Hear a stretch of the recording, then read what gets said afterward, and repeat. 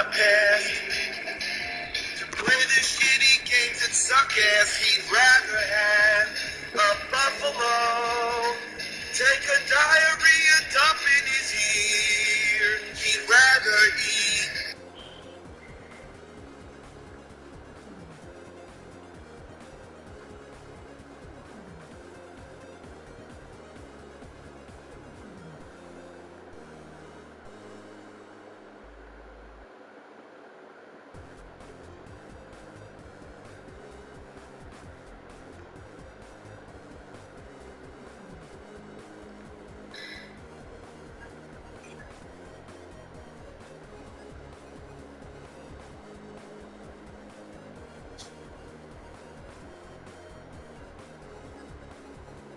Gonna take you back to the past to play the shitty games that suck ass. He'd rather have a buffalo take a diarrhea dump in his ear. He'd rather eat the rotten asshole of a roadkill skunk and down it with beer.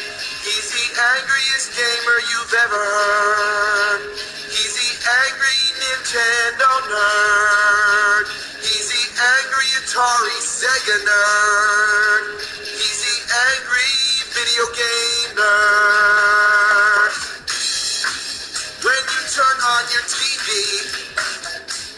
make sure it's tuned to Channel 3. He's got a nerdy shirt and a pocket couch, although I've never seen him write anything down. He's got a power glove and a filthy mouth. Armed with his zapper, he will tear these games down. He's the angriest gamer you've ever heard. He's the angry Nintendo nerd. He's the angry Atari Sega nerd. He's the angry video game nerd. He plays the worst games of all time. Horrible abominations of mankind. They make him so mad he could spit or say cowabunga. Cow a fucking piece of dog shit. They rip you up and don't care one bit. But this nerd, he doesn't forget it. Why can't a turtle swim? Why can't I land the plane? They got a quick buck for this shitload of fuck. The characters' names are wrong. Why the password so long? Why don't the weapons do anything? He's the angriest gamer you've ever heard. The game sucks so bad he makes up his own words. Oh, shit. They rip you off and don't care one bit. But this nerd, he doesn't forget it. Why can't a turtle swim? Why can't I land the plane? They got a quick buck for this shitload of fuck. The characters' names are wrong. Why the password so long? Why don't the weapons do anything? He's the angriest gamer you've ever heard. The game sucks so bad he makes up his own words. He's the angriest, most pissed off gaming nerd. He's the angriest. He's gonna take you back to the past to play the shitty games that suck ass. He'd rather have a buffalo take a diarrhea dump in his ear. He'd rather eat the rotten asshole of a roadkill skunk and down it with beer. He's the angriest gamer you've ever heard. He's the angry Nintendo nerd. He's the angry Atari Sega nerd.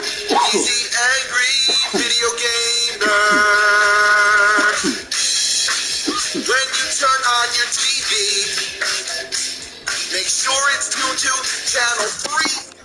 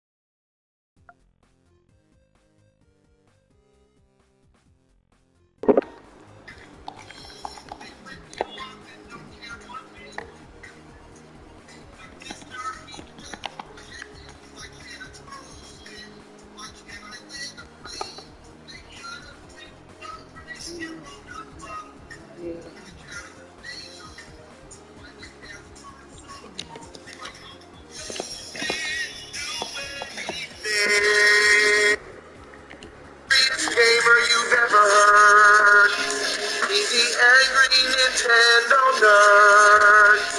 He's the angry Atari Sega nerd.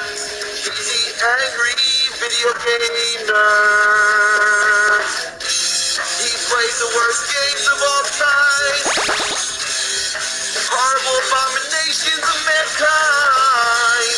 They make him so mad he could spit. Or say cowabunga. Cow a fucking piece of dog shit. They rip you off and don't care one bit. But this nerd, he doesn't forget it. Why can't a turtle swim? Why can't I land a plane? They gotta quit up for this shitload of fuck.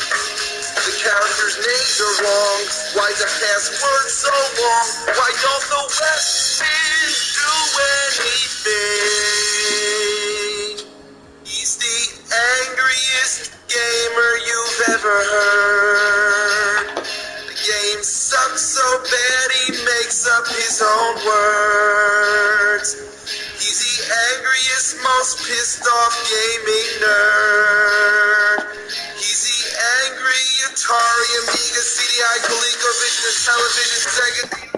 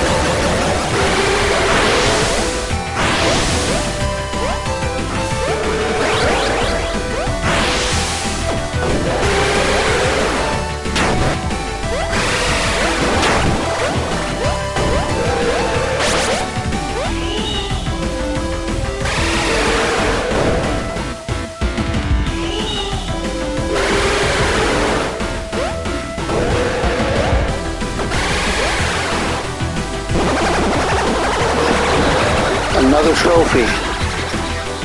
It's over 9,000.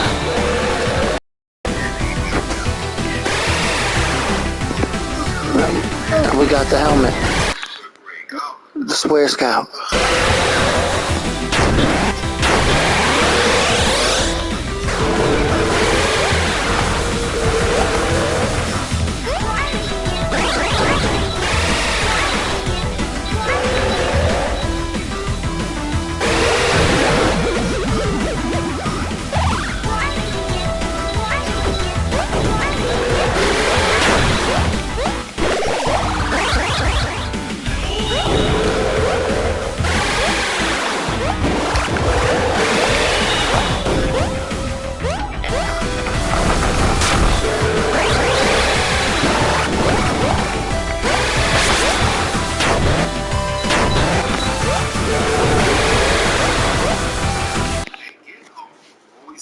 Someone is watching them.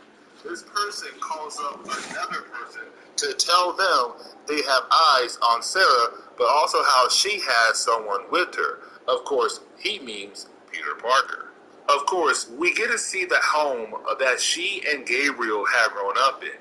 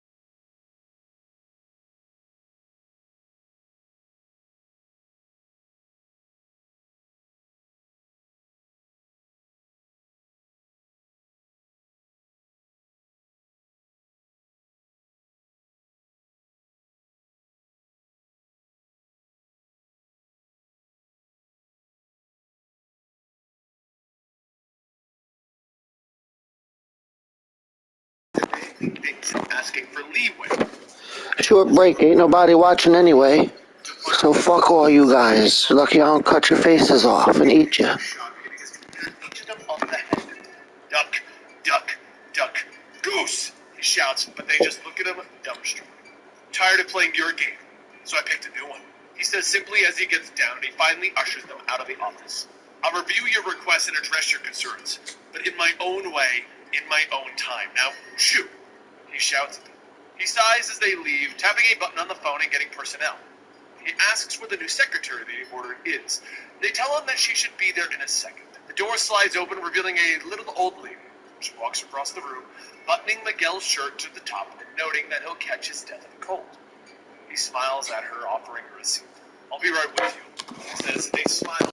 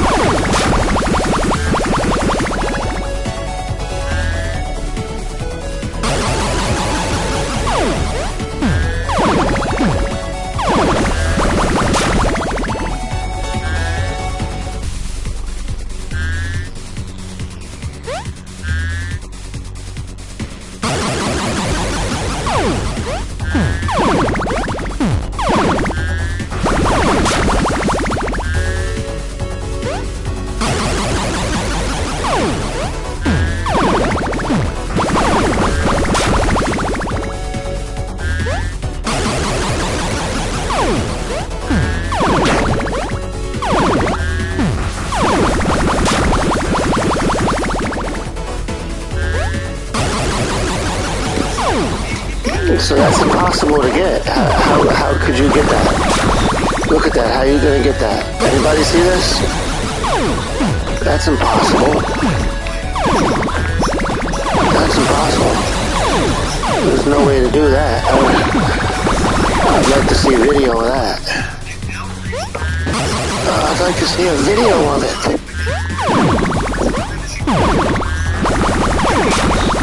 I want to see a video.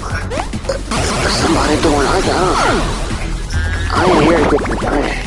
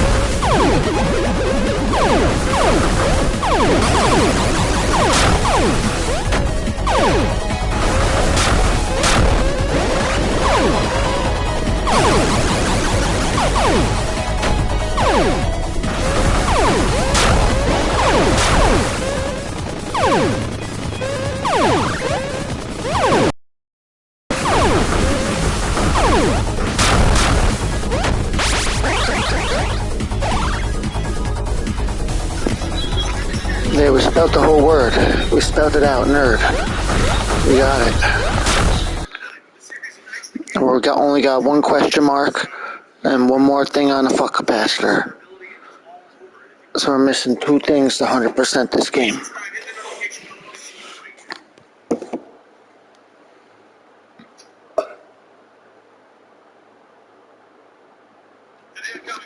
We're going to discover the origins of Venom 2099. This is the Comic Historian channel. I take comic books. Today we're going to be continuing the origins of Venom 2099.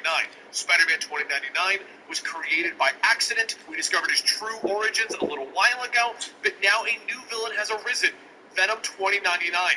And he's captured both of the women that Miguel O'Hara, Spider-Man 2099, loves, and he's threatening to kill one of them. So let's see what happens to that and discover where he came from as we go into Spider-Man 2099, issues 37, 38, and 39. Mickey, it's great seeing you again. This is great fun.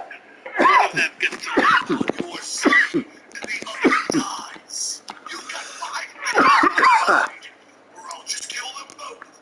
Venom declares Zena with his pen. He grips the women's arm, and Zena shouts for Miguel, so he shouts, Zena! Zena dies! Dana begins to scream, his skin begins to burn, but Miguel leaps across the room, using his talons to slice through Venom's arm. The monster howls in pain as Miguel grabs Dana and rushes her out of the room. Cute, Miguel. Are you packing a And mine is bigger, the monster calls out. Miguel seals the office door, but Venom keeps slamming into it. Do you think you can stop me? Do you think anything can stop me? He snarls. And Miguel moves through the office, opening the secret exit that Victor Stone would use to escape to the parking garage and ushered Dana through it. He whirls back as he hears Zena calling out his name. I'm coming, Zena, he shouts. He knows that he has no time to change into his costume, and he hopes that seeing Miguel, not Spider-Man, attack him would throw Venom off. But as he comes out into the waiting room, the monster and Zena are both there. A large hole ripped into the ceiling. The doors suddenly slide open as S.H.I.E.L.D. agents come rushing in. Finally, while you are taking your sweet time, Venom is taking a hostage. It could be anywhere. Find him. The officers nod, asking if they can use lethal force. Sure, whatever, just get him. Miguel shouts to them. Over in the parking garage, Dana rushes towards her car, but the ceiling suddenly caves in, and Venom lands in front of her. Zena still wrapped in his arms. He whirls in surprise at Dana. Well now, isn't this something? We're a threesome again. Meanwhile, back over at Gabe's apartment, Conchetta puts down the smoking blaster pistol, surprised that she almost took her own life. Just because I shot Tyler Stone, forget it. Let them put me on trial. They want to know why I did it? It'll be glorious telling them once and for all, she says with determination. Back over at the Alchemax security offices, the public eye officers get a lock on Venom's location. Traveling east in Dana's car with both women, Miguel orders them to shut down the maglevs and reroute all traffic before rushing out of the room. But the public eye officers reach them first, calling for Venom to surrender from their hover bikes. Put up your hands where we can see them, the officer shouts, and Venom smiles, raising his hands, morphing them into spiked balls. Always happy to cooperate, he calls, launching the spike into the air, smashing it through the hoverbike, knocking the officers out of the sky. And the crowd goes wild! The officers fall in front of the car, and Zena quickly swerves to avoid him. The car careens into the side of the highway, crashing through the barricade, sailing through the air. But Spider-Man is there, shooting his guns, swinging down towards them to get squeezing tight as Venom flicks him through the air, slamming him into the ground. Spider-Man, go get your gun! He snarls as he grabs the weapon. The S.H.I.E.L.D. agents rush to the scene, spotting Venom as he heads to the Escher floor. Pointing out that he and the girls are going to have one last dance. And you want partners? Miguel's love all around. Medina twists in his grasp, poking him in the eye. Let her go. Zena's not Miguel's lover. I am. And she means nothing to Tyler. I do.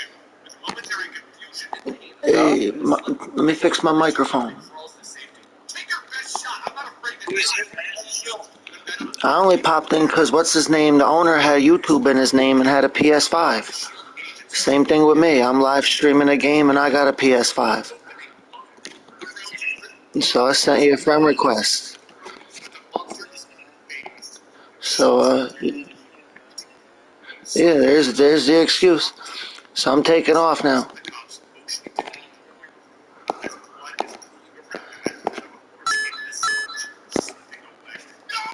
A bunch of idiots. I don't know if you heard that guy. He sounded like some kind of weird Indian person.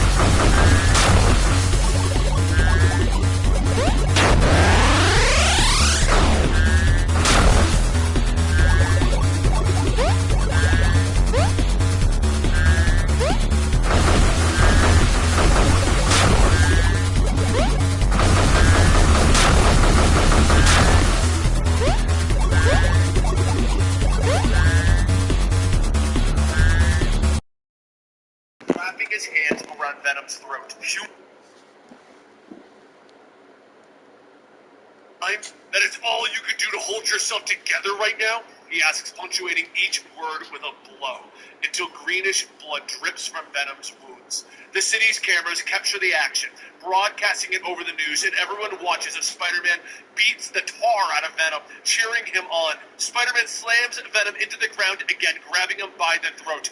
Do you have any idea who you killed?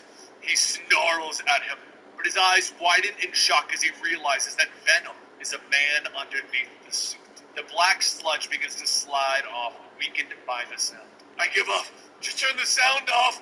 It's tearing us apart! Venom moans, and with that he holds up his human hands, begging Spider-Man for mercy. And the wall crawler hesitates for one moment, not knowing the city is cheering for him to kill the monster. But images of Dana flash across his mind as he reaches down, wrapping his hands around Venom's throat. Human or not, I will not allow a monster to live, he hisses at the man beneath the symbiote. But the black goo slides off the man's face, and Miguel's eyes widen in shock. You! He gasps. It's the next day that Miguel O'Hara walks through Alchemax, his fist tightening as he greets everyone who tells him good morning. And by the time he reaches the lab, he merely snaps his reply, stepping into the room. Heartbeat remains accelerated. His subject remains agitated. One of the scientists comments as Miguel looks.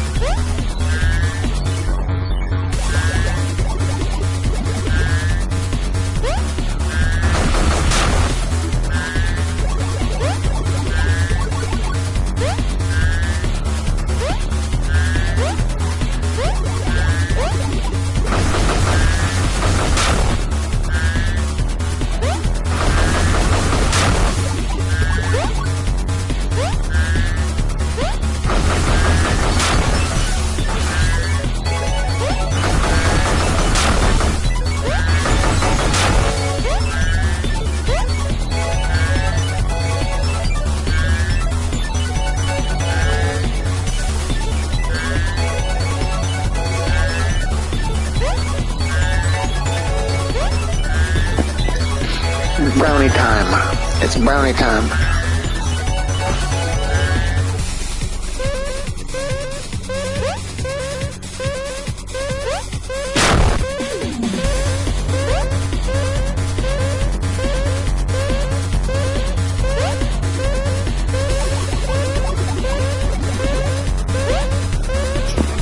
Brownie time.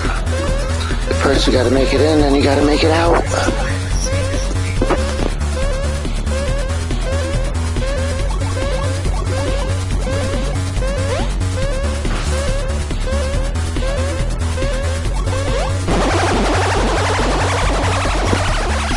There's the trophy right there. There it is.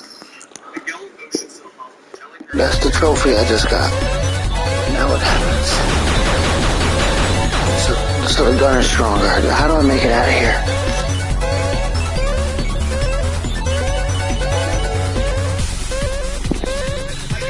So even if I die, I still got the trophy.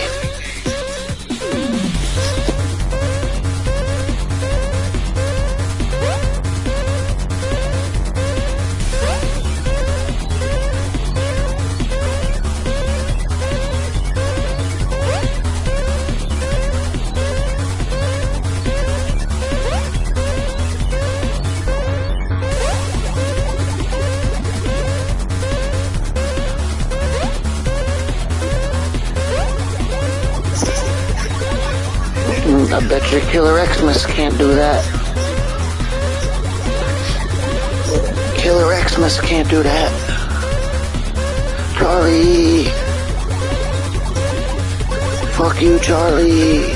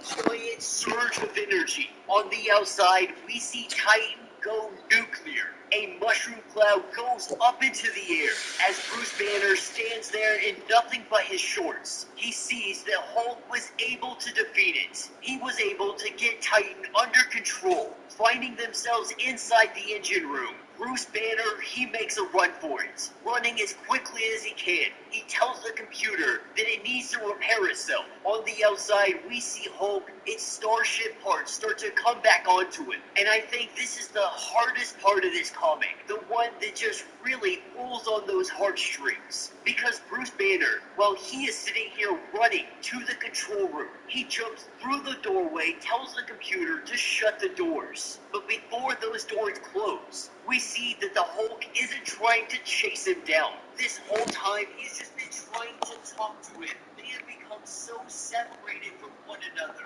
And the Hulk lets him know that he is sorry. As Bruce Banner makes his way back to the helm, the Gamma Bomb has been dropped from the sky, with Dr. Banner getting in contact with Bruce, letting him know of the situation and how they can solve it. The portal that he came through, it is able to absorb the gamma radiation, so when the bomb goes off, all of it should go into the portal. With Starship Hulk getting over there, Bruce Banner turns the engines up to 4. The portal turned on. All of this gamma is being sucked into it, and that includes our Starship Hulk, as the Hulk psyche is back to battling Marvel zombies. Dr. Banner has one last word for him. As he gets into this portal, he tells him to be better. Do not turn into him. Do not become the monster. You have so much indestructible potential. Make those miracles work for the forces of good. Don't become somebody's weapon.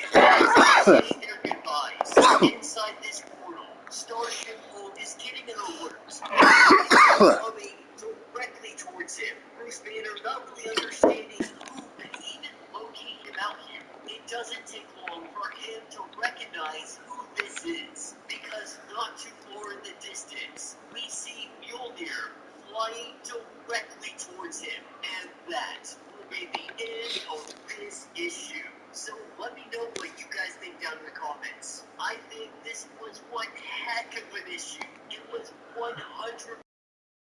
And when Hulk told Banner sorry, the way that the sorrow was drawn into his face, you know that he really meant that. He wasn't chasing after him. He wasn't trying to stop all of this. He's really trying to reach the man inside, to move past the mad scientist, and try to find the heart of Bruce Banner, to make them one again. And I'm not gonna lie, I was really hoping that we got some more of Titan. But it's a very interesting concept nonetheless. What they're telling us is that inside Bruce Banner is the Hulk, redoning his brain to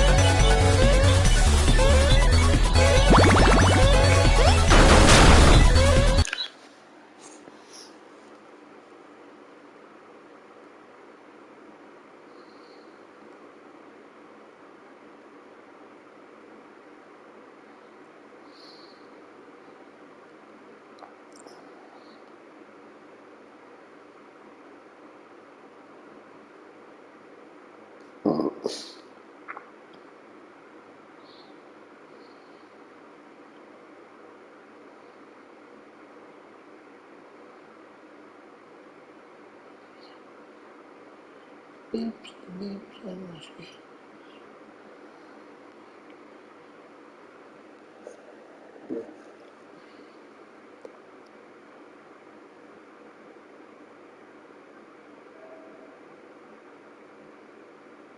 Maybe don't watch this video.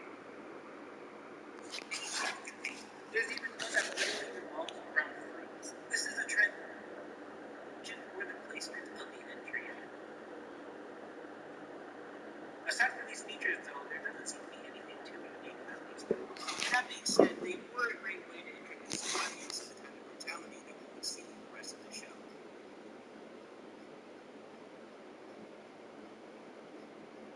The snakes are the main enemies in the second episode of the season, but in many people's opinions, it's one of the more lackluster. In most of these episodes, you'll notice that the main enemies were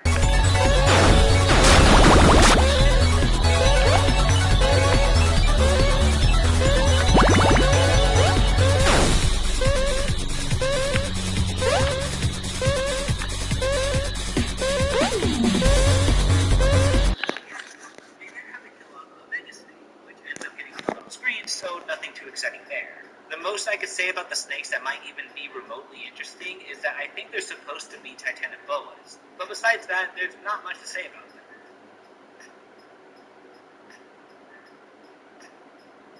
Next up, let's talk about another group of antagonists that appeared in episode 1 of the second part of the first season, The Scent of Prey. I'm of course referring to the Wild Dogs, who tried to sink their teeth into both Spear and an injured Fang throughout the course of the episode. And while the pack of canines don't seem to have much going in terms of iconicness or impact, there's a lot more to them than meets the eye. First up, the Wild Dogs' designs. Now at first glance there isn't anything too special here, with simple greys, browns, and blacks making up their palettes, with some spooky blood-red eyes to top it off. The designers were clearly inspired by African wild dogs, also called painted wolves. And this in turn made me think of these creatures called dolls from the video game Far Cry Primal. The game is set in 10,000 BC and also features a caveman who similarly has animal companions and likes to get into brutal, bloody fights a lot of the time. Now the dolls, as they are called in the game, also look just like African wild dogs and hunt in large packs. They are even confirmed to be based on the extinct subgenus of canine and Xenocion. I know that it's a bit of a stretch to say that the wild dogs in Primal are based off the dolls from Far Cry, but you have to admit the resemblance is there. Moving on from the design aspect, there was also originally going to be an additional scene featuring the dogs that ended up being cut in A Scent of Prey. However, we do have access to how the scene would have played out via the animatic pitch of the episode. The scene would have shown 3 wild dogs entering the cave as Spear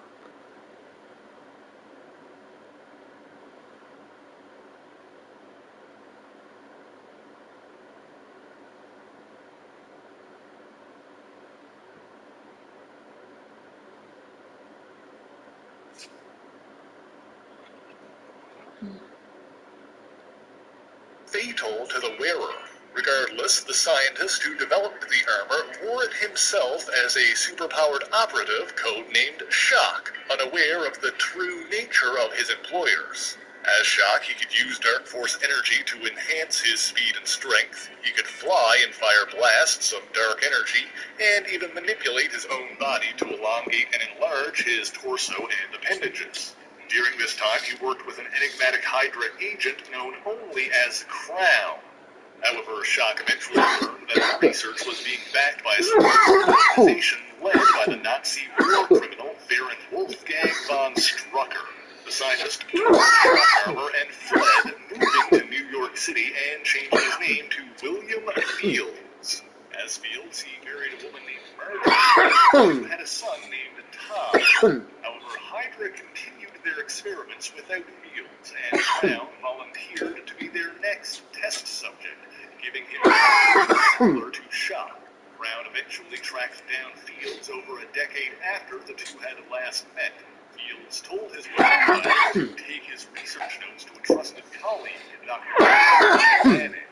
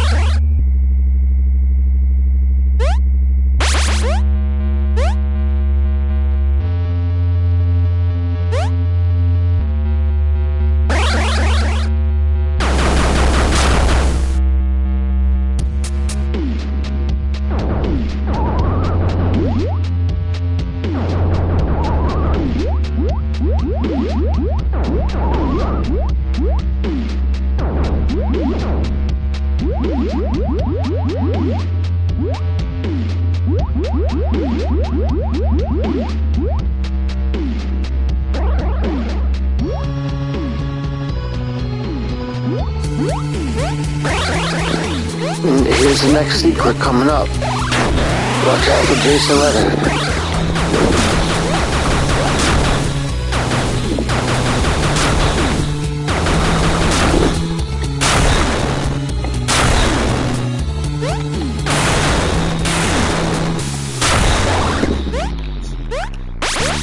At least I thought it was up here.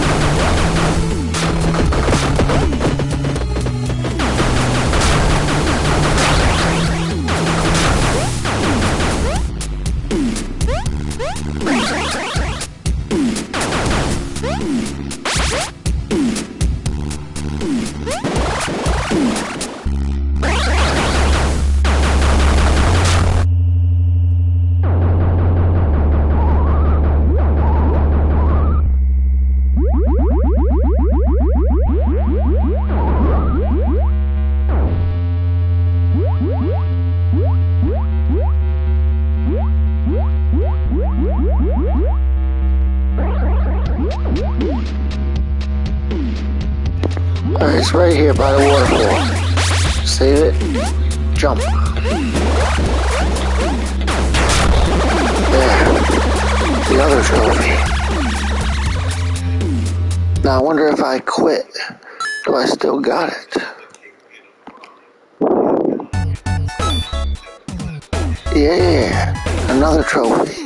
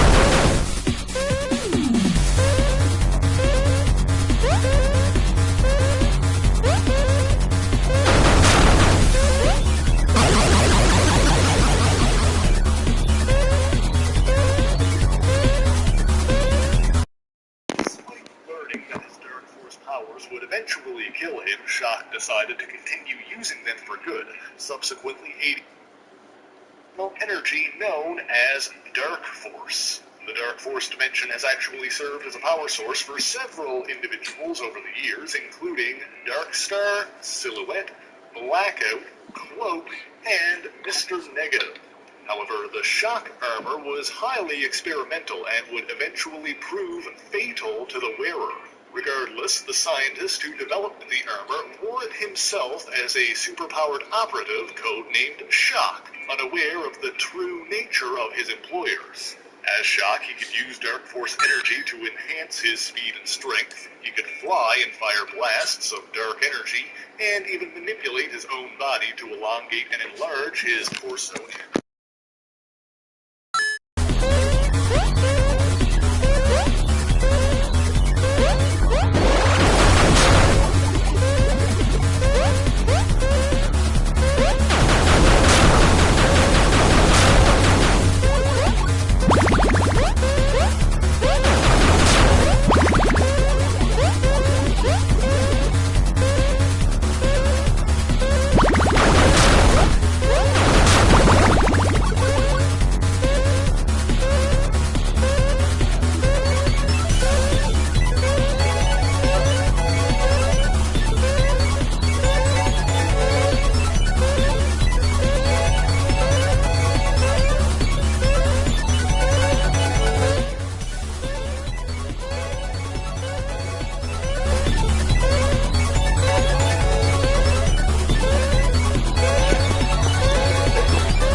Hey, let me fix my microphone.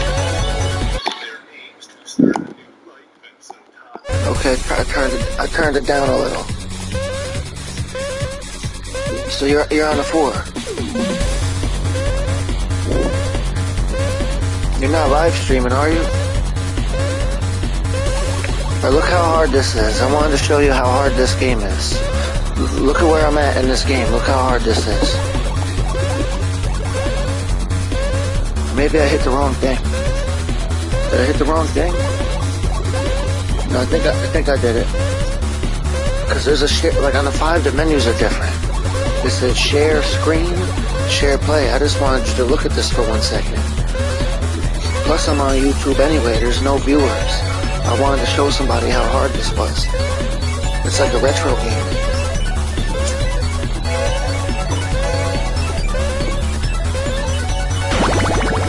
This seems borderline impossible, and this is the easy part.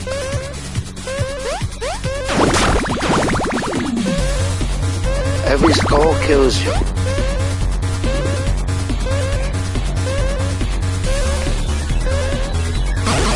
Oh, I just bumped into one of them. This is the level.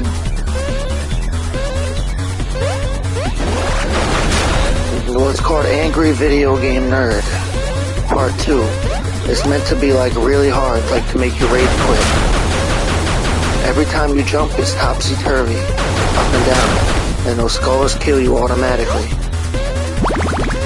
But I died, I had like 20 lives. I died 4 times already. But I already lost 20 times, then came back again with another 20 lives.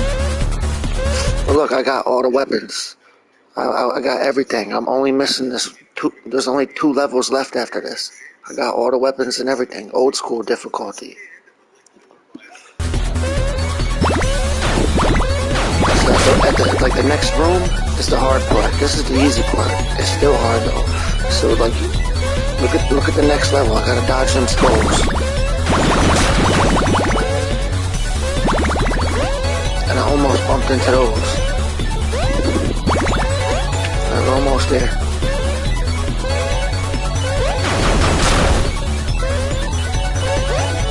And here it is. How do you beat, like, I died here every time. My hands are sweating.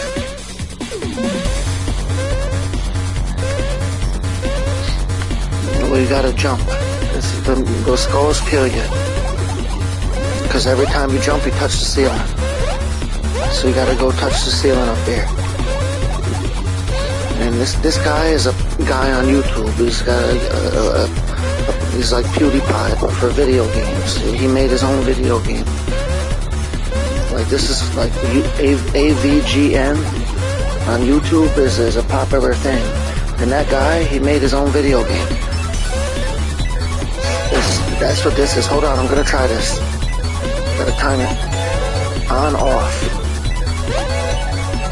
Yeah, that didn't work. That didn't work. Oh.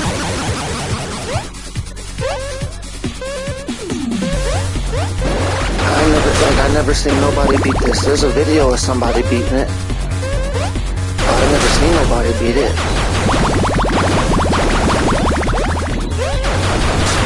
I'll try it once more. I think there's a way to, like, when you're jumping like that and you're moving through the air, I think there's a way to, like, move faster or something. Like if I hold the button as I'm moving or something.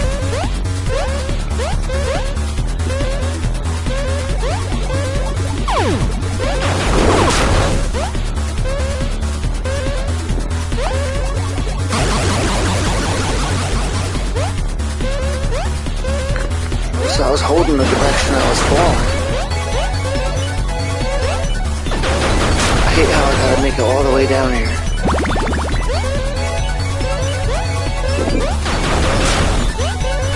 I spelled out the Nintendo cartridges. I only need one more letter.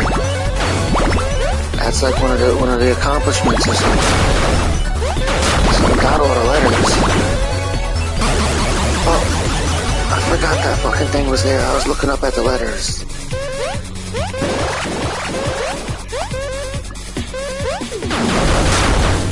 That's supposed to be E.T.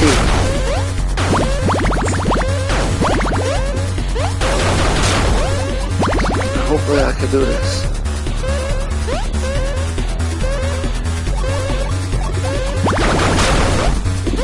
I gotta like use my memory. Okay, that's where I died last time.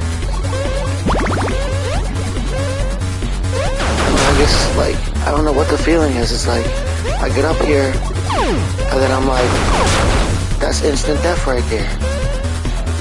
There's no point in grabbing that D, because you gotta jump back down. You know how scary it is to jump even once? Here we go. Okay, I'm just gonna... Got it.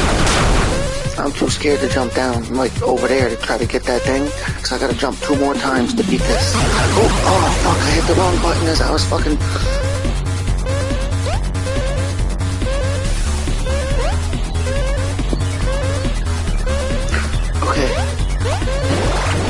I started bugging out. Oh. So if you lose all your lives, the insults you will start swearing at you. It starts calling. Yeah, it says you're dead, your family's dead, your pet is dead. All kinds of crazy shit it tells you if you lose. It gives you like fucking weird ass bizarre messages if you lose the game.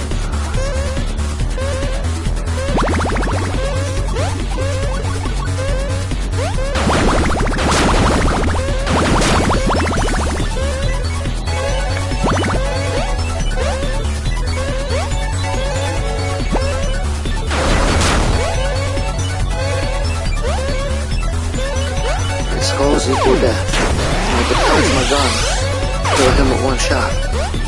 Alright, so this time I use a directional pad. I press X and I use up on the thumbstick.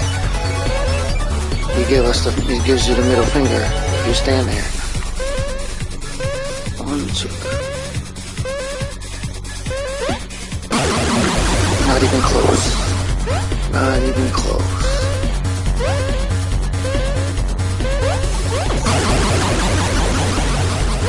Because I was still angry from the last time I died right there.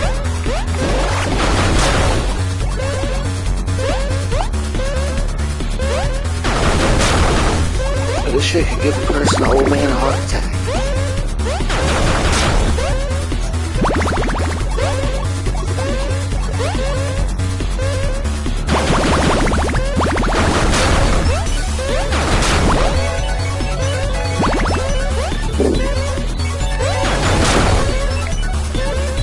Like the people that made this, they're probably mean. They're real mean. They no good. Here we go. Repeat the process. Ultra instinct.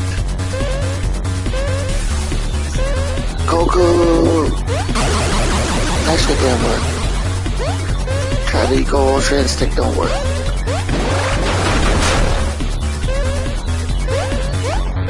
You know, like Dragon Ball?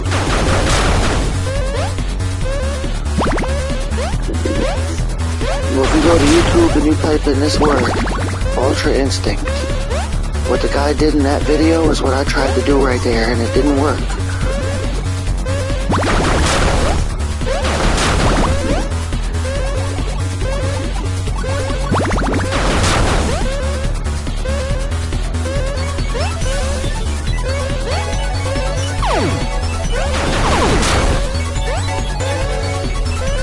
Here it is. Sacrifice. Human sacrifice. Go. Yes. That's the trick. You gotta go diagonal downward. Because I thought I had to go down, then jump back up, and then jump back down again. What a relief. I'm never gonna play that level again as long as I live. Hopefully. How do I save the game? So, I might have to go back there to get the other letter. So that was called Y. This shit is called No.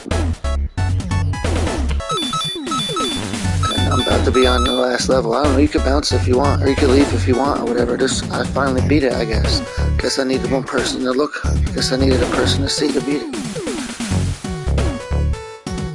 Alright, peace. I'll still stay in the party though for a little while.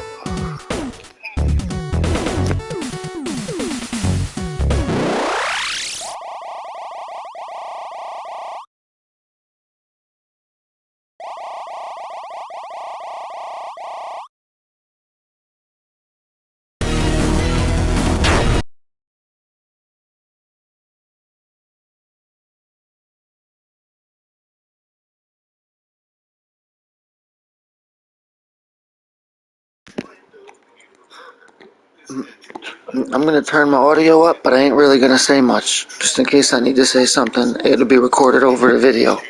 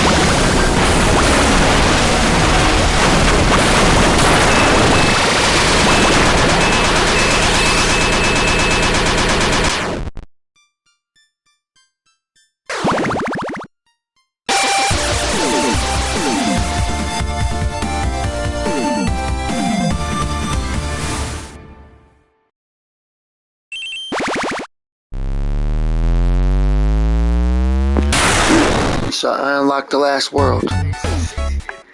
So it's like literally like multiple levels. Like I thought it was gonna be just, well, it kind of looked like Mega Man, Dr. Wily's castle, or it looked like a Virtual Boy.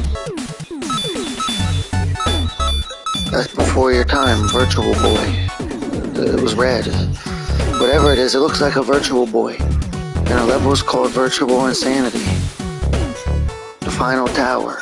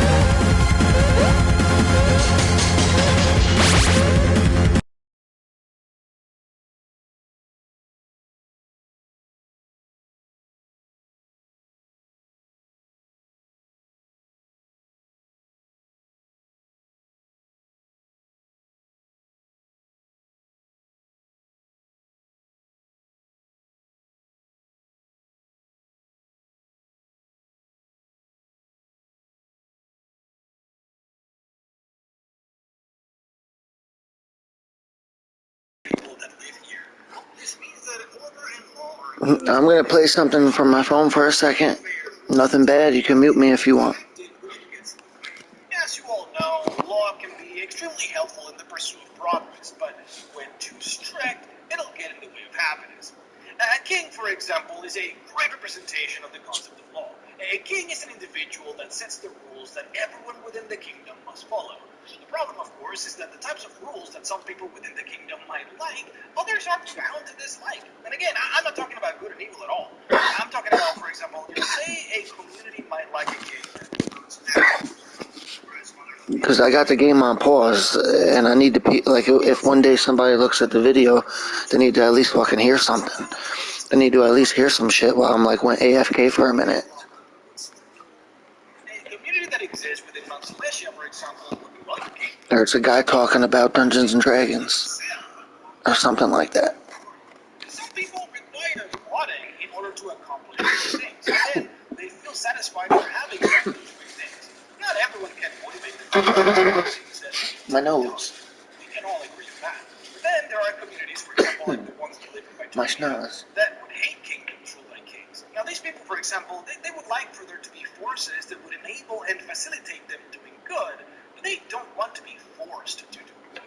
People in Mount Celestia are forced to be altruistic. You know, if you have extra bread, you are supposed to give it away. And if you don't, well, the people around you are going to shun you. And you really won't be able to Holy crap.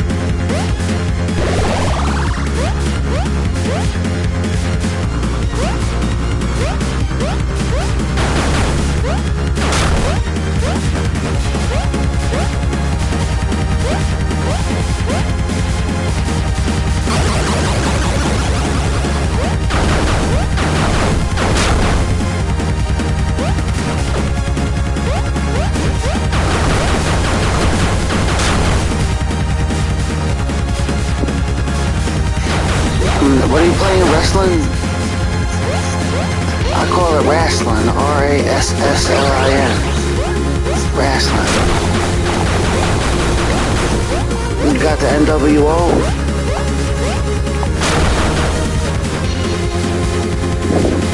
You know about wrestling?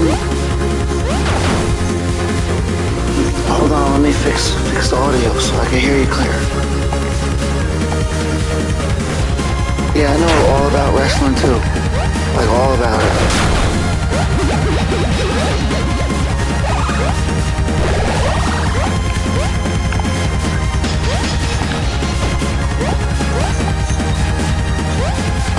So the Fiend, remember the Fiend? I got rid of him. So I bought a book bag that looks just like the Fiend, like it's a monster face. And the next day, right after I got it in the mail, they said he don't wrestle there no more. And everybody went to AEW.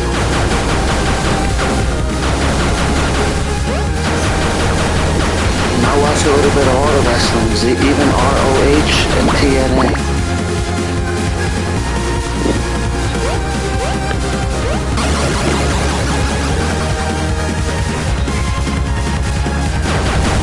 So you're on create a character mode?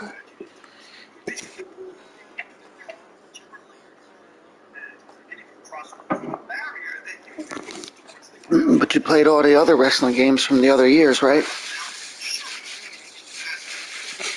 Yeah, me too. Like, I don't own them, but I at least tried them. I played 2019 the most.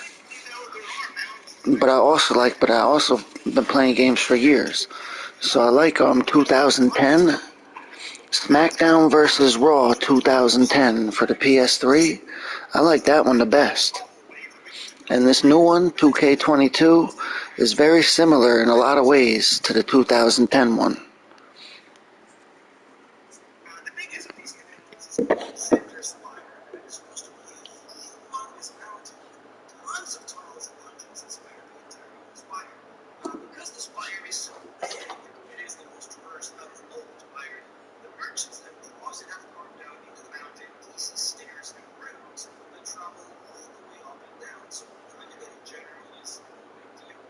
It is funny though that people here actually wonder if the spires are what keep the two realms apart, or if they in fact keep them together. Many of the inhabitants of Utopia philosophy about whether the lands are meant to naturally move away from each other or closer, and whether or not the mountains have anything to do with keeping them from moving on. And so many of them actually have nightmares about what would happen if the spires were to collapse, which is a fear that So you got any figurines? knows the answer, but it is Action figures? Well, I got a couple of them. Not like I play with them. I got them on a shelf. I'm too old for that. But I got them. Like, but I don't like the normal ones. I don't like the regular ones. Like, so they got zombies, mutants, and monsters. They're three different sets. So like, you can get a zombie Finn Balor, or you can get a mutant Brock Lesnar, or you could get a zombie, or you can get a monster Bray Wyatt. Or zombies and mutants and monsters. Three different sets. So I got two of the zombies. Got the Triple H zombie, where he's like just a skull on the top of his head, no face or nothing. It looked like a green Triple H body with just a skull. And then you think it would be Steve Austin kinda, you know, but it's not. And then I got the Finn Balor, but his neck is, it's like his neck is missing. He just got a spine. He just got like a fucking bone attaching his body to his head. You know what I mean? Like his neck is gone.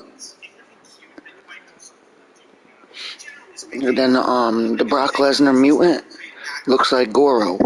Remember Goro from, yeah, but they couldn't call it Goro. You know what I mean? They'd probably get in trouble. So, but the Brock Lesnar mutant toy is basically Goro Brock Lesnar. And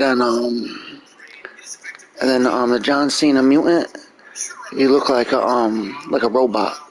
Like he got metal skin. And like he got like little like screws on his neck and shit, like Frankenstein kinda.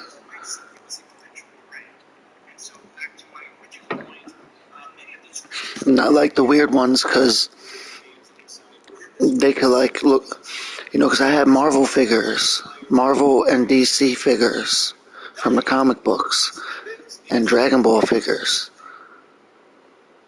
So they look like they could go up against them. You know what I mean? Like mutant Brock Lesnar could sit on a shelf fine next to the Hulk. You know what I mean? Like zombie Triple H could sit on a shelf fine next to one of the Dragon Ball Z people and look okay, you know?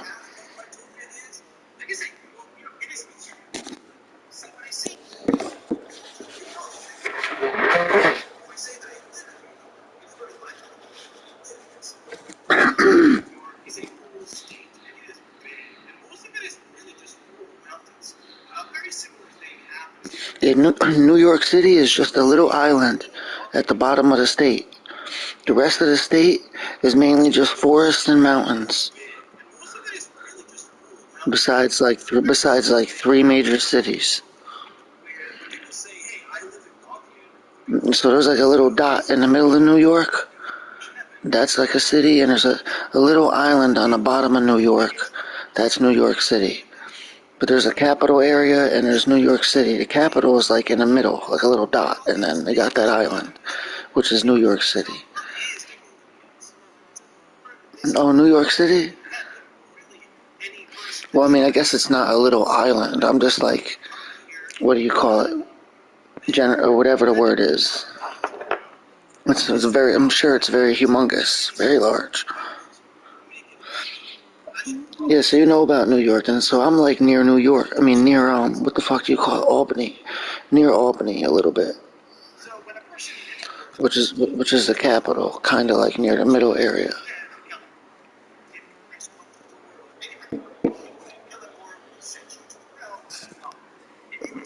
I got the game on pause, so I was trying to talk or whatever while I went AFK, trying to take a break. You seen how hard that was? I still beat the boss and made it further. I'm on the middle of the final stage. Because when you buy the Angry Video Game Nerd game, it comes with 2 games. But then when you turn it on, there's a question mark as if there's a 3rd game that exists. And they don't let you play it unless you beat part 1 and part 2. It's like part 3, but not part 3. Like it's like they never made a part 3, but they were gonna, and like the 1 or 2 levels or something or whatever they did make, that's what it is. You know what I mean? It ain't part 3, but it's whatever they had left over after 1 and 2. Because remember, it was just made by some YouTube guy who freaking paid money to some video game company to make a deal or some shit. Or some video game company made a deal with the YouTube guy, said we're gonna make a game, help us do it or something. Put himself in a game. He basically talks about old video games on YouTube, but he jokes when he does it, and he'll play a little bit of the game and then swear at the screen and take a sip of alcohol and get all mad for a minute and joke around. He's actually really popular. I think he might be the most popular video game guy on YouTube, because he got like the algorithm knows him. Like, you don't even have to type in nothing. Like, I think you just type in AVG, it'll probably just give you the N. Hold on, I'm putting because the PS5 controller, you know how that works, right? So your voice comes out of the middle of the controller, so I don't need a headset.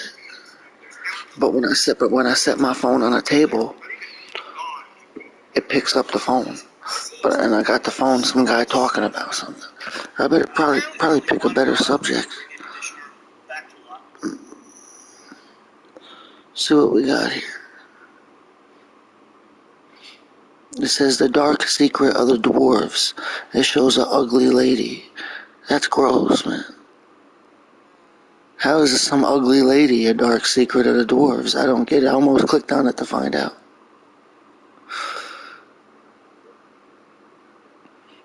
Because I'm scrolling through YouTube right here. Because I always watch shit while I play the game.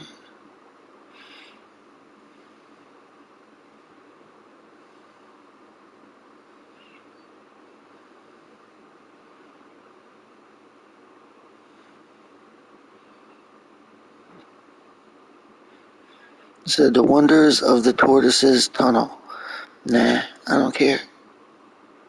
Scroll past that.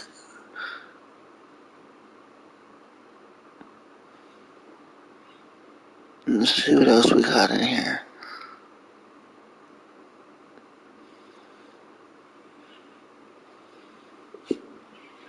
Alright, so I'm going to home, and it's recommending me stuff.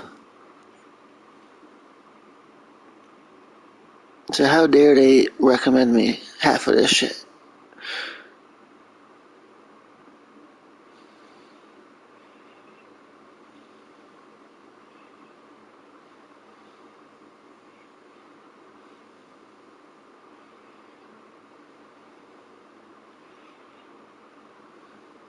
I might have to go to my own playlist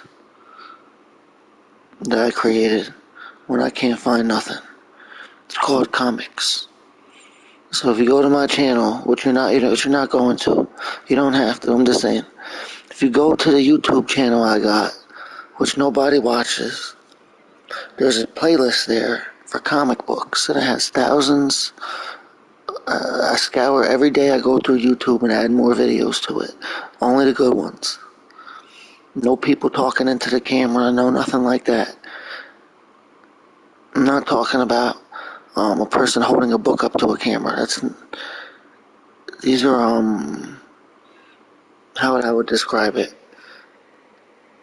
Really well done narrated slideshows that show images from the book.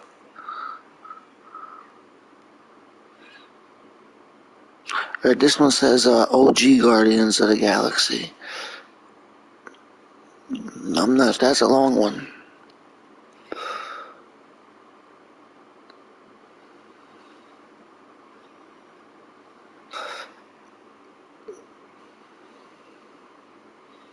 It's hard to find a good video once you found them all. Until people make more.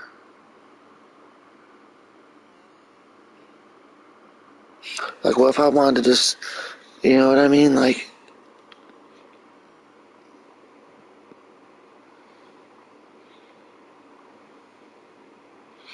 that's why I was gonna start making the videos. Download the images of the books. Start uploading the ones I wanted to see.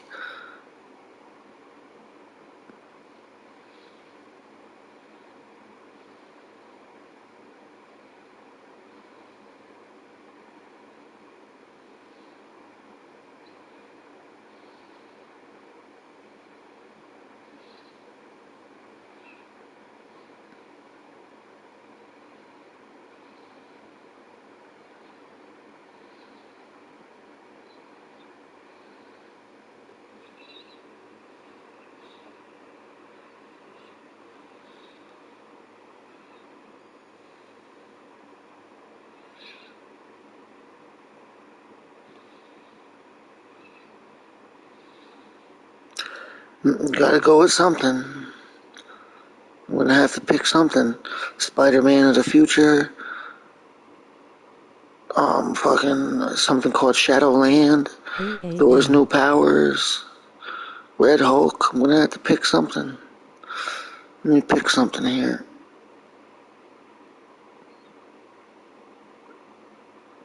I don't know what to pick, you know?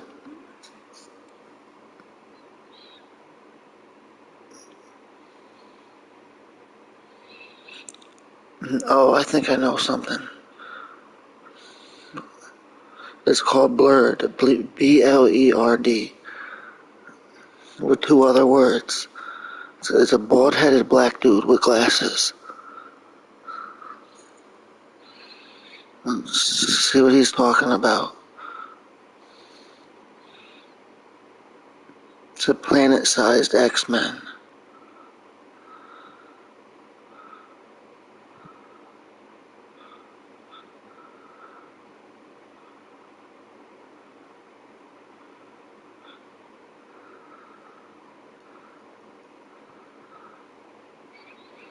Yeah, I'm gonna have to go to this guy's channel, see what he's talking about.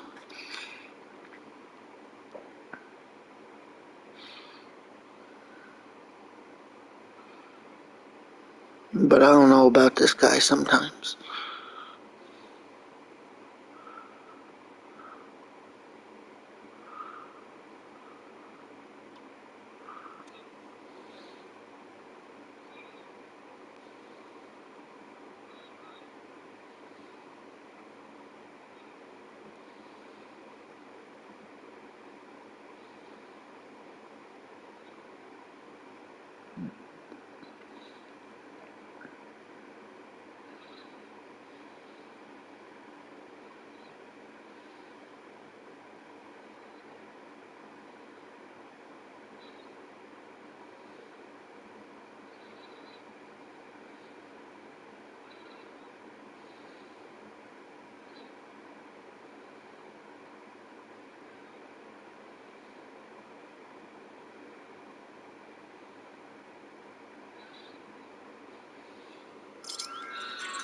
Two for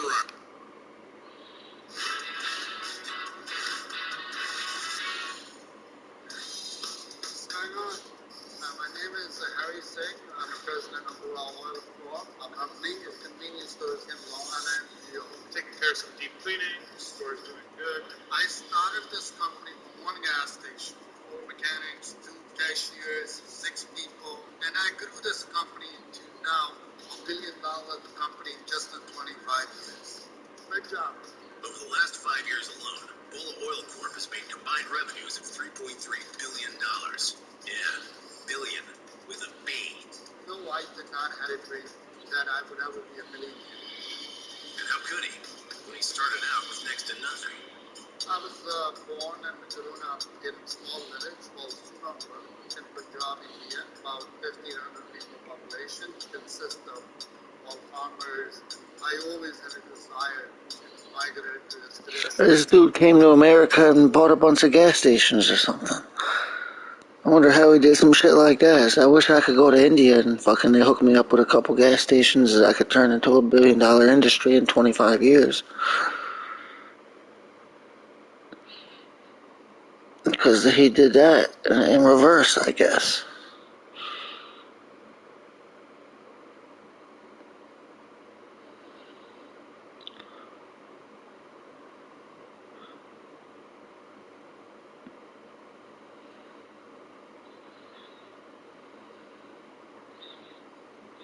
Or shows a video, like in a thumbnail, shows some guy getting choked. And he's just laughing about it. Like you can't choke him or something. Like he can't be choked or something. Like he got like super strong neck or something. I'm scrolling past that. You know what? I'm clicking on that shit.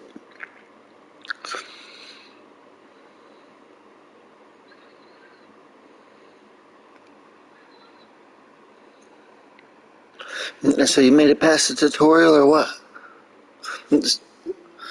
So if we were both on a 5, instead of share play, they got this other option where I could take your TV screen or your video game screen and make a little square, like a little box, and put it in a corner. Put it in a corner on my screen. And you could take my screen and put it in a corner of your screen. So you could still play your game, but there'd be this little box up in the corner. You could see each other's games.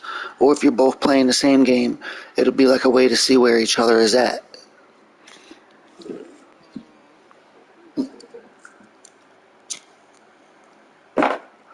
I think it'll probably work on Fortnite or something, but I don't know about that one. Like, I don't know if there's teams or what it is.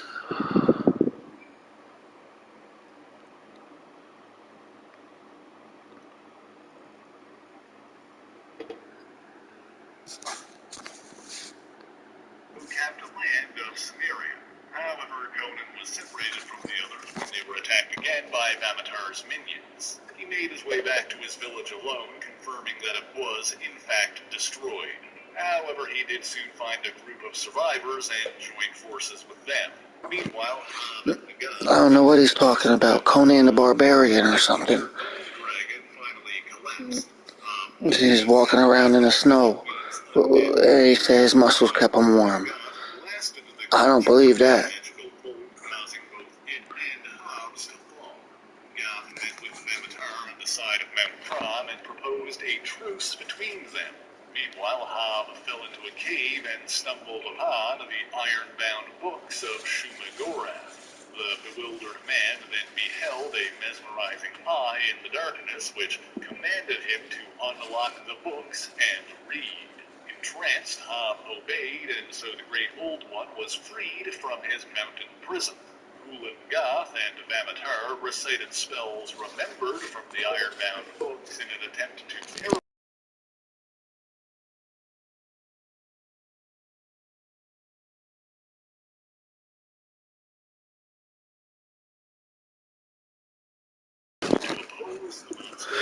So I think they're talking about. Who cares, right? Who gives a shit? But whatever, though. I figure I know what they mean now. What they're talking about.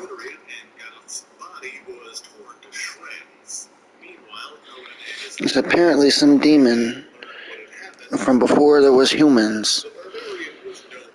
Some wizard brought it to life or something and made it fight Conan. Then Conan beat it. And then it came back again in the future and fought the Avengers. And I guess they're trying to explain that. And I think Doctor Strange tried to fight him. Looks like an octopus with an eye. Looks like a giant Godzilla-sized octopus with a big giant eyeball.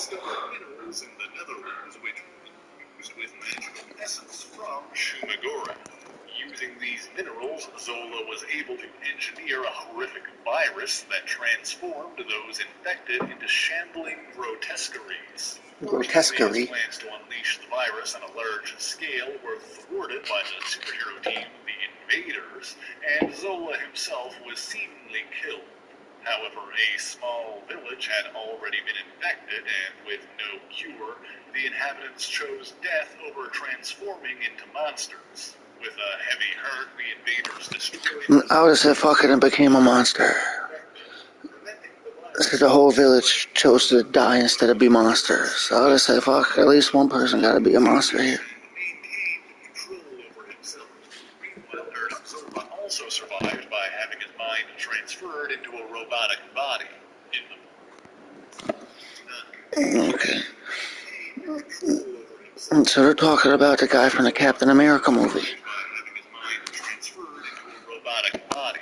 In the modern age, Shumagorath attempted to be reborn on Earth through the mind of the Sorcerer Supreme, Yao, better known as the Ancient One. In the pursuit of this goal, the demon god manipulated other magical and demonic entities such as Nightmare, Sliggeth, Deborah, Nagabthoth, Dagoth, Cthulhos, and the human What the hell kind of names are those? Supreme Yao, better known as the Ancient One. What's that?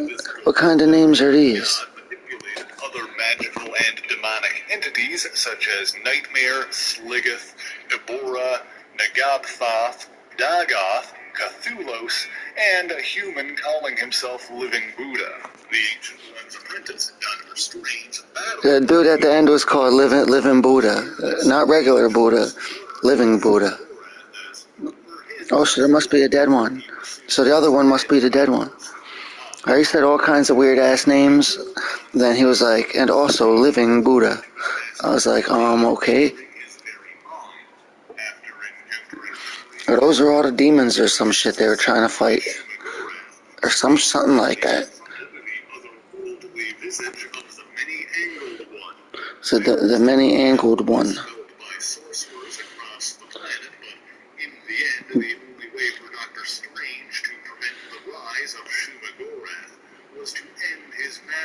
Or it's like everybody who beat up this demon. So Conan beat him up back in the day. Doctor Strange beat him up back in the 80s. So the Avengers beat him down in the year 2000. How many times are they gonna beat him down? However, sometime later, Dr. Strange was seemingly forced to destroy many of his magical artifacts and talismans to keep them from being used by the alien sorcerer Earthona. For more details on that... Wait, are you making a character? The history of were saved by the Vishanti I don't understand though. Is it the story mode? collapsed against allowing So you know about community creations, right? Yeah, one time I downloaded 30 different Jasons. Like from the Scary Movie, everyone was different. And I had all 30 Jasons fighting a Royal Rumble, but every Jason was different. Because they got like 10 movies or something like that. And every movie got they had like, people made their own Jason. Like if you just, like not like you're going to, but if you go to community creation and you type in Jason, or you type in Friday the 13th, like a million different people with hockey masks pop up. Zombie looking ones that look like they're made out of metal, all kinds of crazy. At least on 19.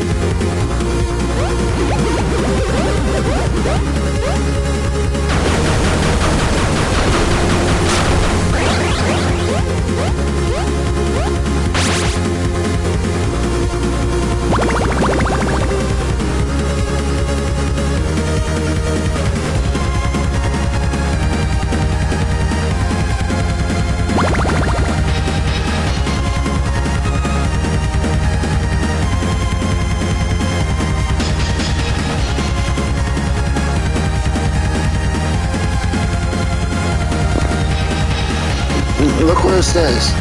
I mean, I'm gonna send you the screenshot. It says, like on the PS5, the menu is different. It says party, and when you go to look and see who's in it, it don't say your full name. It just acts like fucking act like we're cool. Act like we've been knowing each other, even though we just start talking. They say you and Snap. They say you and Snap. Like not even the full name. It'd be like, just you and Snap. Hold on, let me look at it myself again. He said just you and Snap. That's all. You don't even say his whole name. That's funny, it would do some shit like that.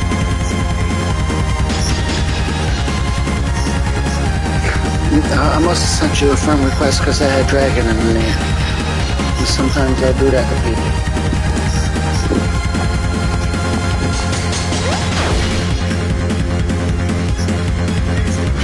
Yeah, I must have bumped into you somewhere. I must have played something with you once. At least Final Fantasy. Oh, I just died right there. Something. Dead by Daylight, Final Fantasy, Friday, something. Tekken. Okay, yeah, I played that for like 6 months straight.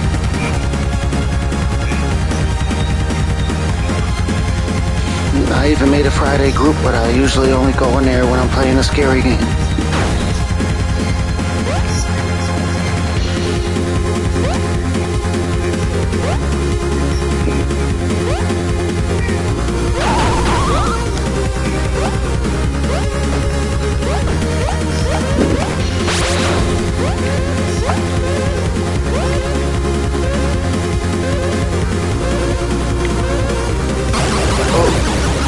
Anytime I make a noise, that means I die.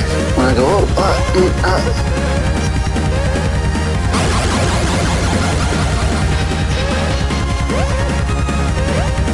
But this level, the whole level is red. Everything's red, even you. Like, you know, like your character. Like, everything's red. And it's supposed to be because that's how Virtual Boy was. But anything that I say that you don't understand or whatever, you could just, if you got a phone, you could just pull it up on YouTube or Google it. Virtual Boy, it's all red. When you look inside of it, it's all red. It's an old video game console from before you were born, probably. It takes little cartridges and you set it on a table. It's got legs. It looks like a red virtual reality visor, but on a tripod. So you set this tripod on the table and you lean over and put your face inside of it. And you hold a controller. Everything inside it is all red. It was out for like 5 years.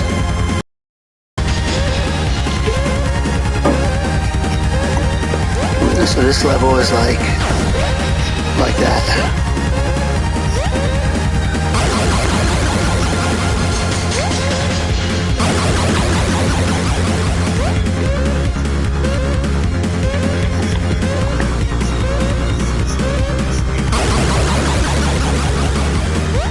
Every time I die, my jaw drops and my eyes get big as hell. Like my eyes open up super wide and my jaw drops every time I die. It looks mad stupid. It looked mad stupid. I should have used the camera. This look mad stupid and funny. I should use, because you're supposed to use the camera for these type of games, because you get all pissed and shit. That's all we're going to be in this week, but thank you so much for watching this video. If you enjoyed it, please leave a like, share the video, and subscribe for more marvelous content. Also, be sure to leave a comment letting me know what Marvel hero or villain you want to hear about next, and as always, the issues referenced in this video are listed in the description below if you would like to read them for yourself, as well as links to other places you can find me, including my Patreon page, where for only $1 a month you can earn these special thanks here. So until next time, true believers, Excelsior! Excelsior!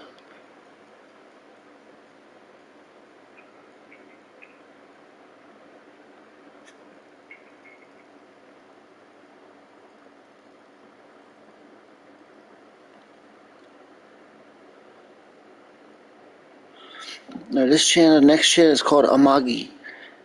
A-M-A-G-I. Amagi. It said The Life of Goku. It says The Life of Goku. Like we all know the life of Goku. That's like let's see how many views it got. 500,000. But like anybody, everybody knows, like, you know, I'm stuttering now. Everybody knows the life of Goku. I'm not saying you do, but everybody knows. However, a head injury at an early age alters his memory, ridding him of his initial destructive nature and allowing him to grow up to become one of Earth's greatest defenders. He constantly strives and trains to be the greatest warrior possible, which has kept the Earth and the universe safe from destruction many times. Welcome to the Amagi. In today's video, we're going over the life of Goku. It's like every time he like fights and heals himself, he gets a little stronger. So over like 20, 30 years, he made himself almost as strong as Superman or some shit like that. Because like fucking he got alien physiology or something, even though he looked like a human. He used to look like a muscular ass Chinese dude with long hair. Goku. Background. Goku was named Kakarot at birth. In the manga, Kakarot was born on planet Vegeta 3 years before its destruction. While in the anime, Goku was born shortly before the destruction of the planet. When Frieza destroyed planet Vegeta... I got a bunch of Dragon Ball figures. I got Jiren, I got Golden Frieza still in the package, I got regular Frieza. A handful of them. I don't have no Super Saiyans though. I just got regular Goku. Like a battle damaged one with no shirt on. Oh, I got Broly. Broly's big too, like the Hulk.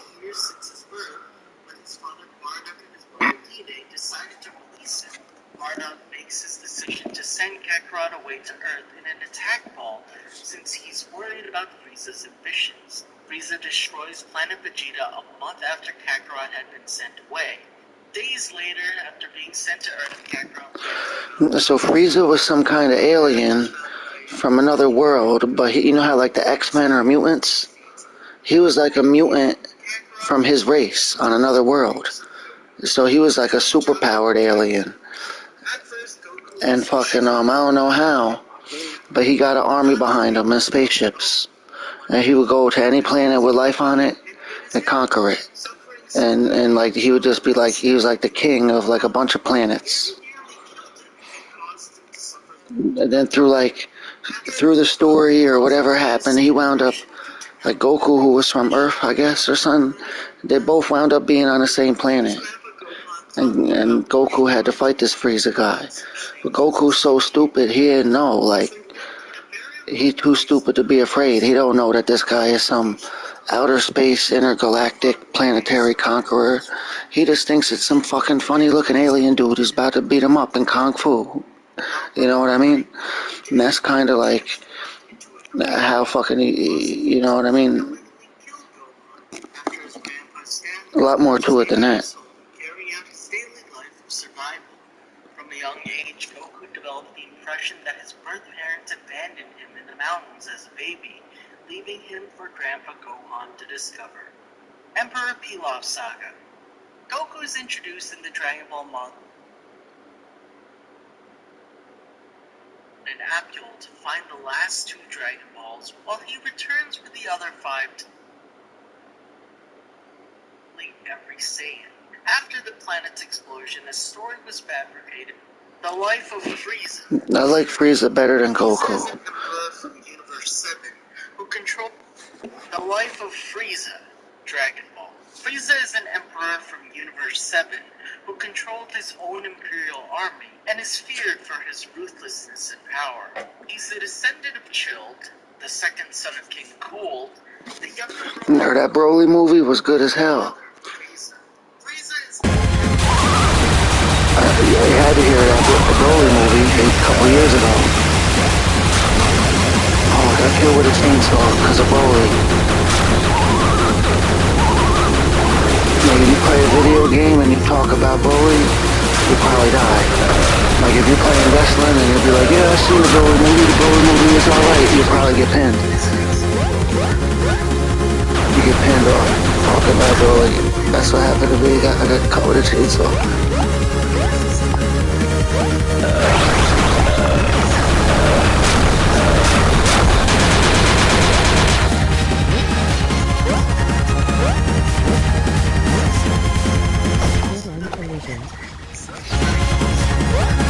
You scared the shit out of me.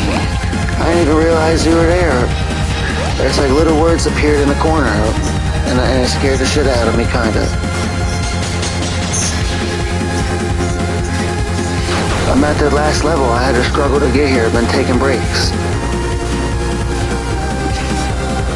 Here we go. I don't know what to do with spikes. Jump. Like every step could kill you. Oh man. Look, I got every weapon. Then I got the capacitor. All of them. The Swear Scout.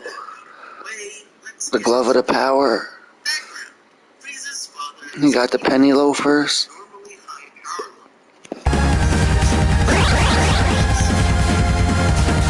Should I go for that life? I'm gonna have to go for the life. Oh, Jesus Christ, that was a terrible idea.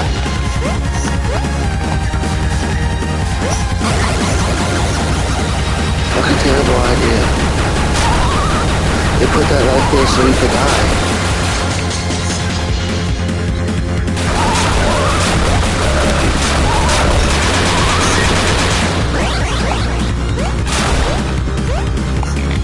He said the moment Frieza was born, he was more powerful than his father, who was a grown-ass alien man. You know what I mean? He said an ugly-ass little boy had a baby with a tail was stronger than that grown-ass devil-looking guy.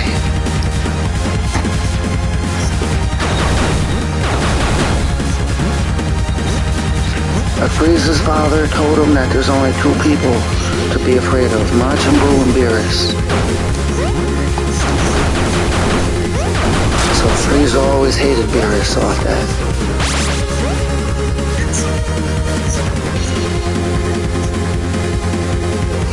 Frieza conquered about 500 worlds. Uh-oh. That's Gilbert Gottfried. So if you go to YouTube and type in Freddy Fox, Gilbert Gottfried pops up. That's who I'm fighting. Frederick Fuck. That's what they call him. And he's Gilbert Gottfried back when he was alive. I'm about to kill Gilbert Gottfried. I'm killing Gilbert here.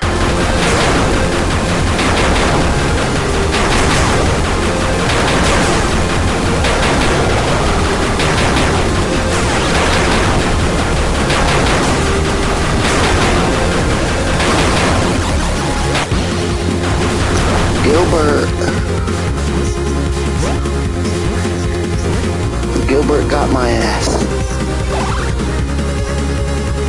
Gilbito. Gilbano, right there.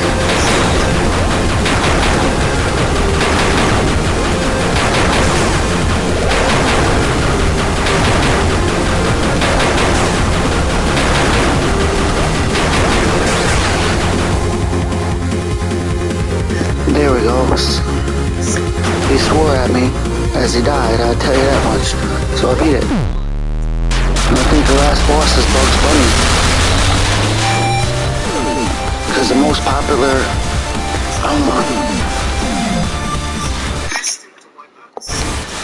the most popular episode of AVGN is the Bugs Bunny episode. So I think Bugs Bunny is the last boss, but it ain't Bugs Bunny.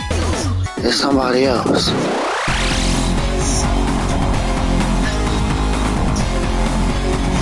It's Gilbert. Gilbert again. He got a bomb strapped to him. He called me a fucknut.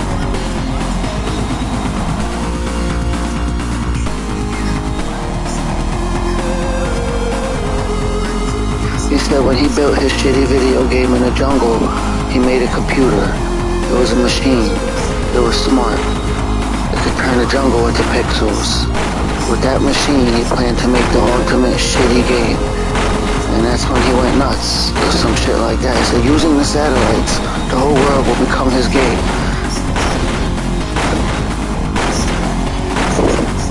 Here we go. Here we go.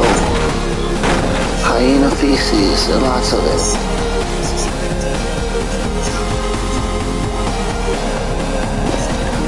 Now what do we do? I said the F word a bunch of times. What do I do? I'm about to smoke a cigarette again. So they're gonna keep talking, I'll smoke a cigarette.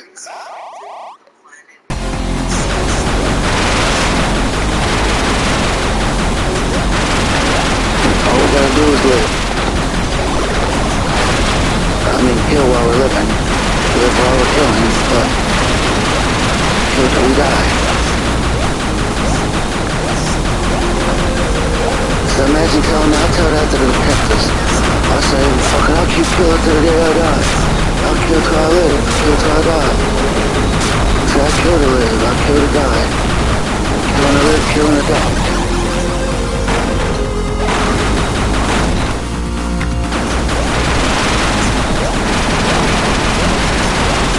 So I kill till I die, and I don't know why. I kill till I live, and I live till I kill. I'm shooting and I'm running. I'm running and I'm shooting.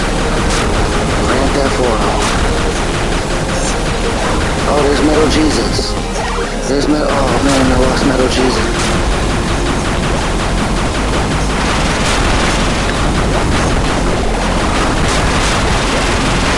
Oh, there's Leatherhead.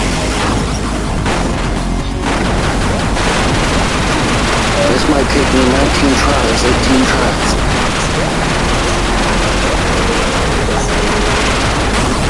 Oh, I got turned into a smear. That was the color red.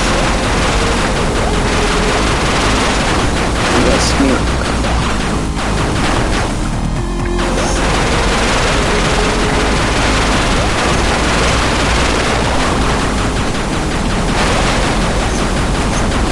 Now what?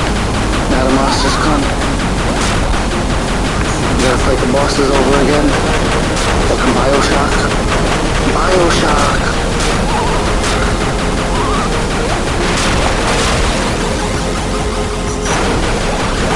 This ain't even the last boss.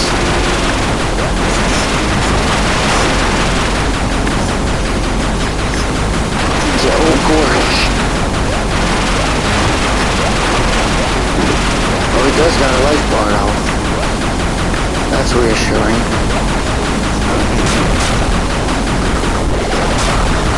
I got two clickers. I got two little clickers. We got a life bar.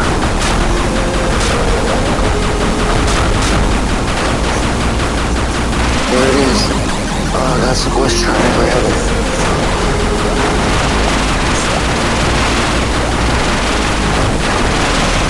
Shoot the motherfucker.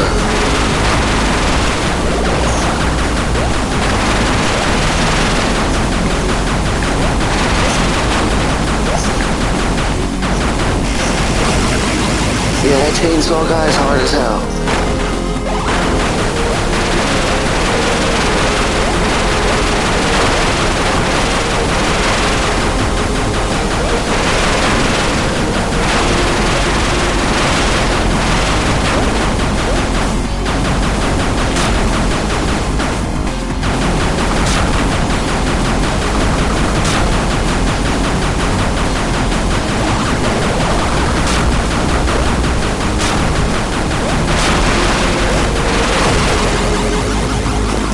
So you can't even touch them.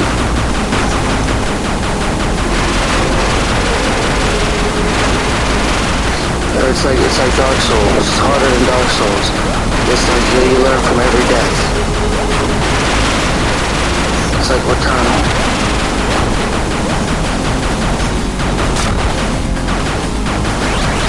So I killed the monster, they threw me a beer. And then Ninja came at me. And I'm on it. There it is. There he goes. That hurt him. Magnet.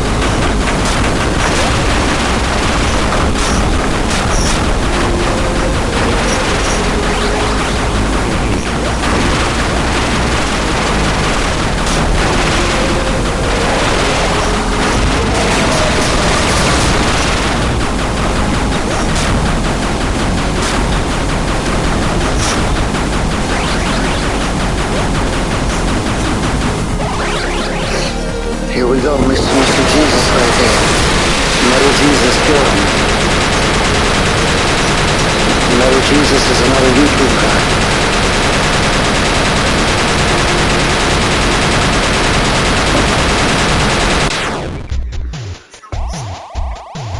Got the trophy.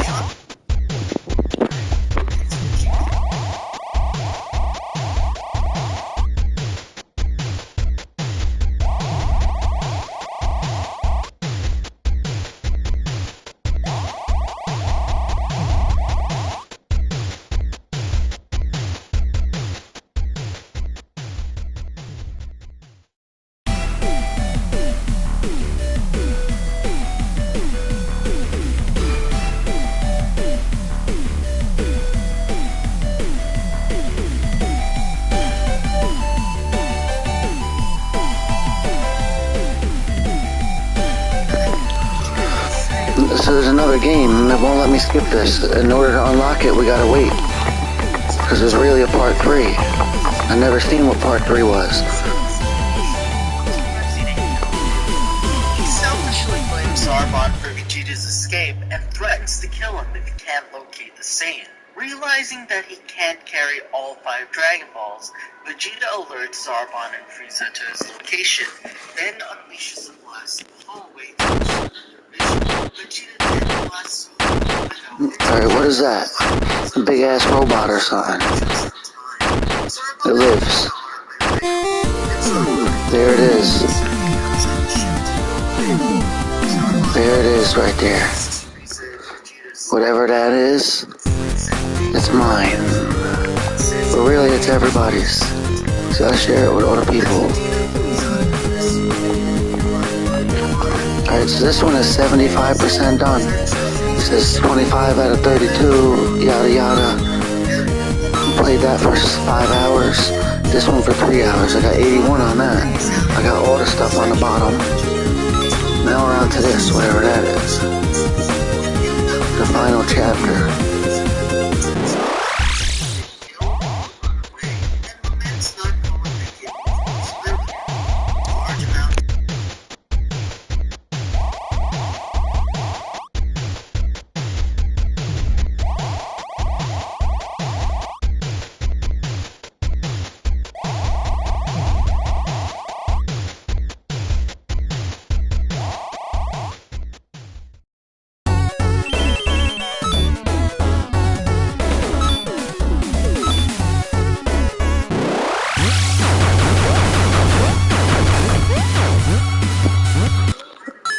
Look at the name of the level.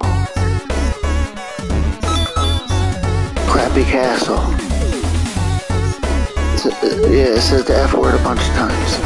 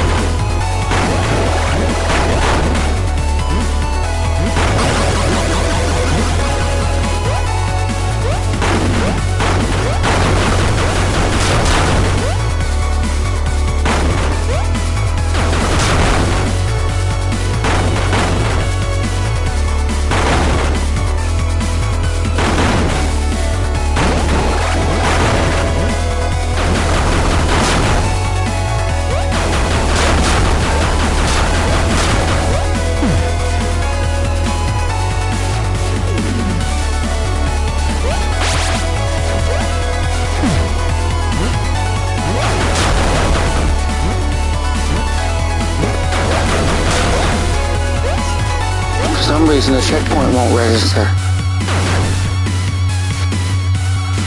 I ain't gonna worry about it. It's a fake checkpoint. It's just here to confuse me.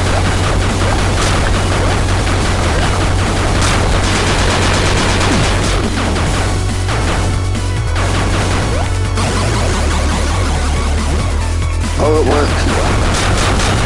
Remember, this is part 3, so things are a little different. There was a UFO at the beginning, and a guy sticking up his middle finger. That's different.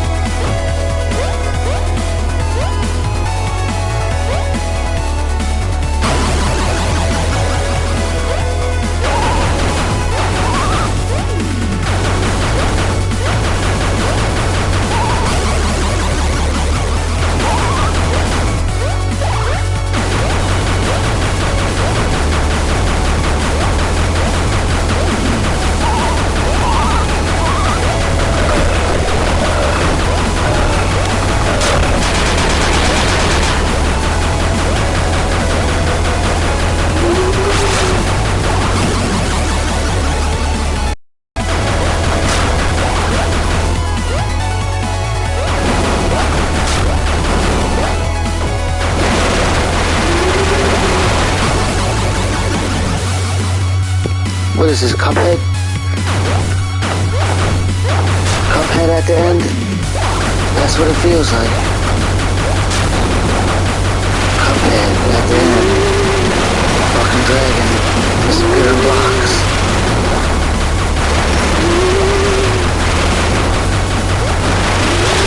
There we go. Blew his head right off his ugly ass neck. Oh shit, then the bridge fell apart.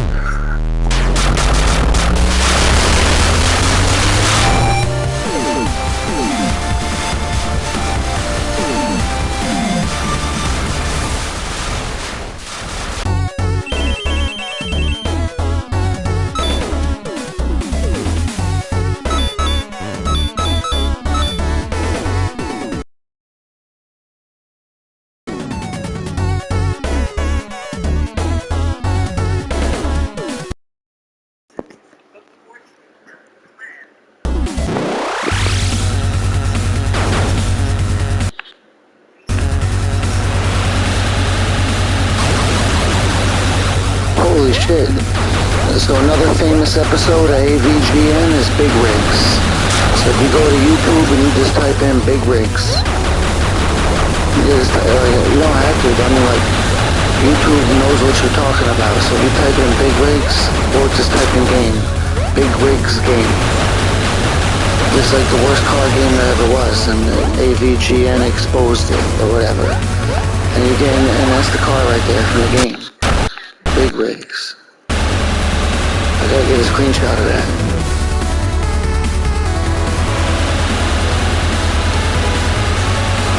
Hard to get a screenshot of some shit like that. I think I got it. This is a big motherfucking rig. I gotta time that shit just right in order to screenshot that. Now hold on, I need like a 2-second break. I need a sip of my drink.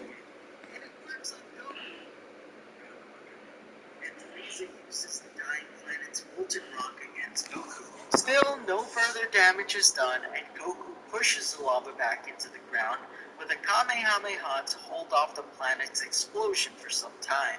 Frieza tries to get the jump on him, but Goku's saved by Piccolo, who gives him an early warning. Goku urges Frieza to leave the planet alone during the battle, and so Frieza listens to him, surprisingly. Frieza realizes that it's Goku who defeated the Ginyu Force, and not Vegeta. Frieza uses the hiding tactic again, and it works on Goku, who's kicked into the ocean. Thinking back to the smoke cloud where Frieza couldn't detect him without seeing with his eyes, Goku comes up with a plan to hurt Frieza. Goku fires 2 Kamehameha.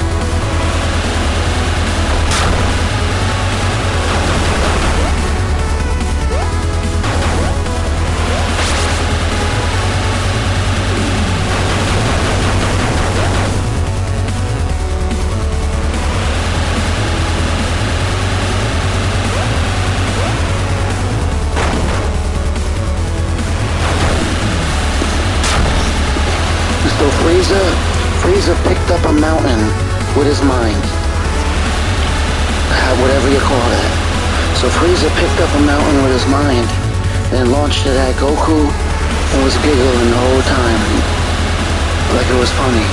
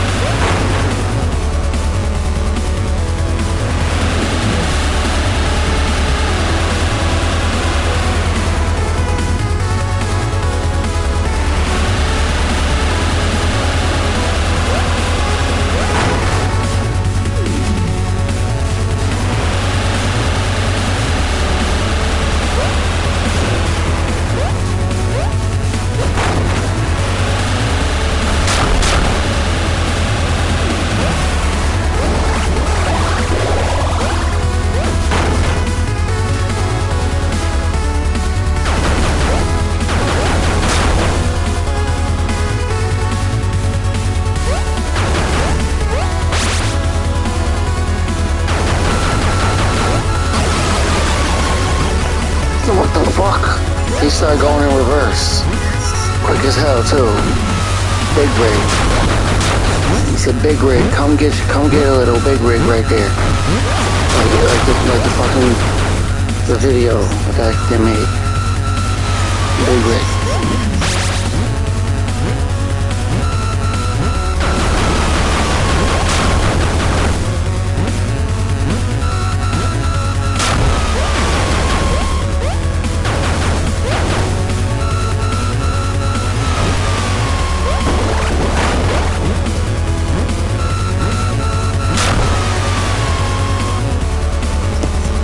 We need one more letter.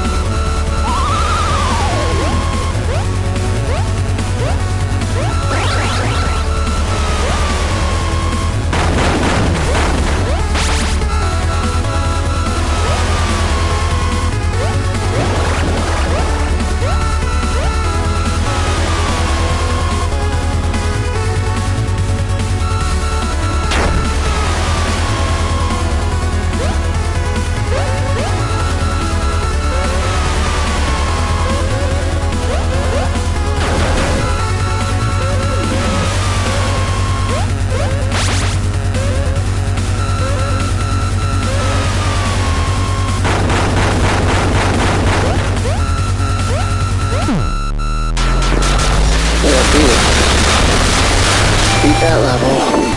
No, dies 6 times. Once a minute.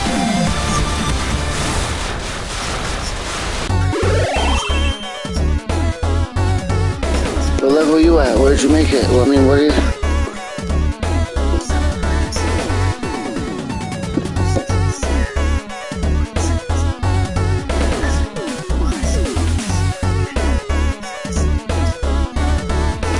So get, like, I seen this one dude, he had his own picture in the game somehow.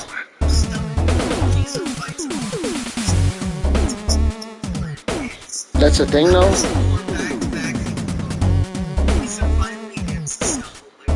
Like, because first, like he programmed his own character in to make it look like himself, but like his image, like in the loading screen, was like his real image. Like he uploaded like an actual picture of himself. Like I had never seen that shit before.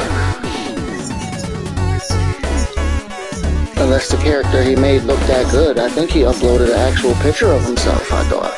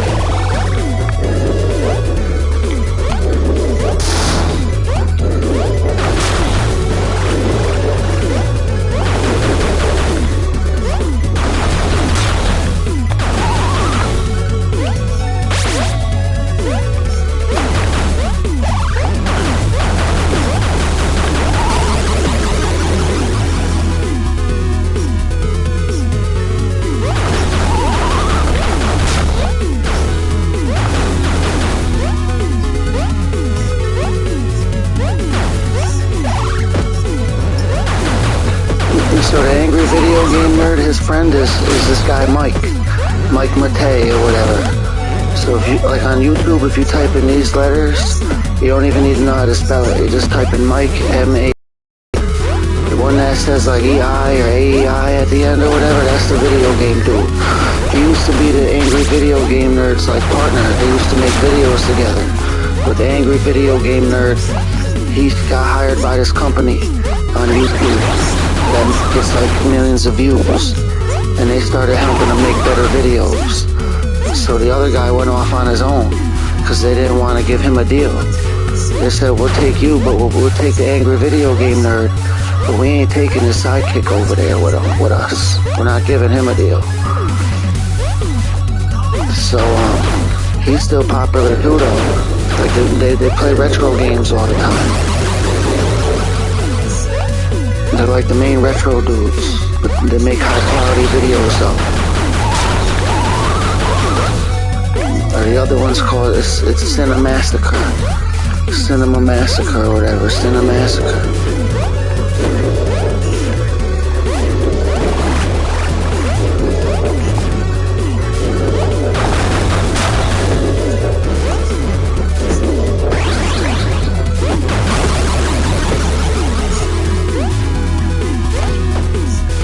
I blame all the viewers for me dying.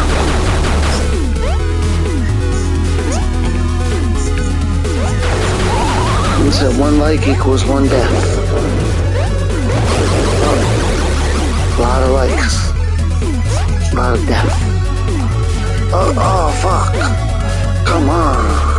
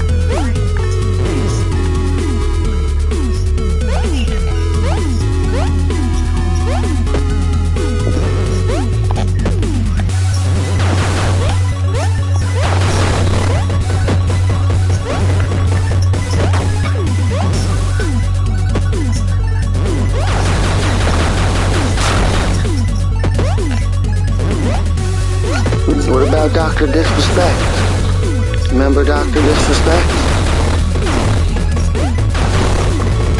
I didn't know about him either, but it's a real thing. We're all YouTube people.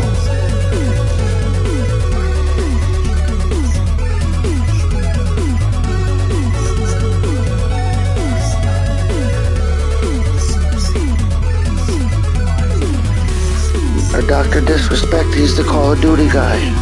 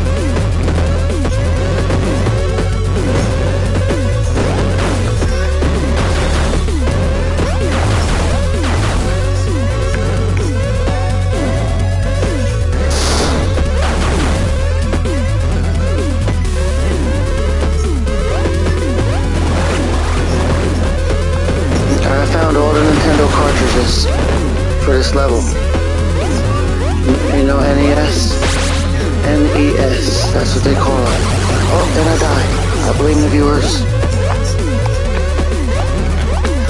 They did it. With their bad luck. They're all bad luck.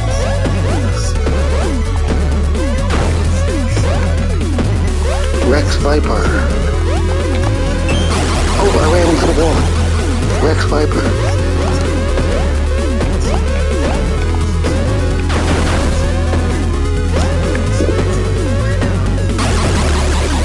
Rex Viper. That's the guy with the guitar. The other guy.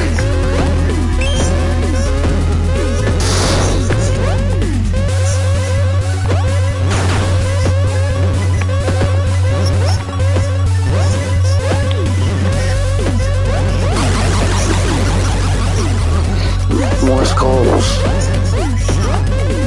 A bunch of them, bouncing skulls, multicolored skulls, every kind, every skull.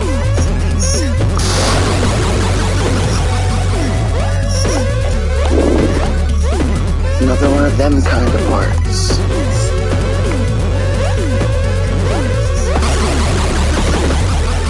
Them kind.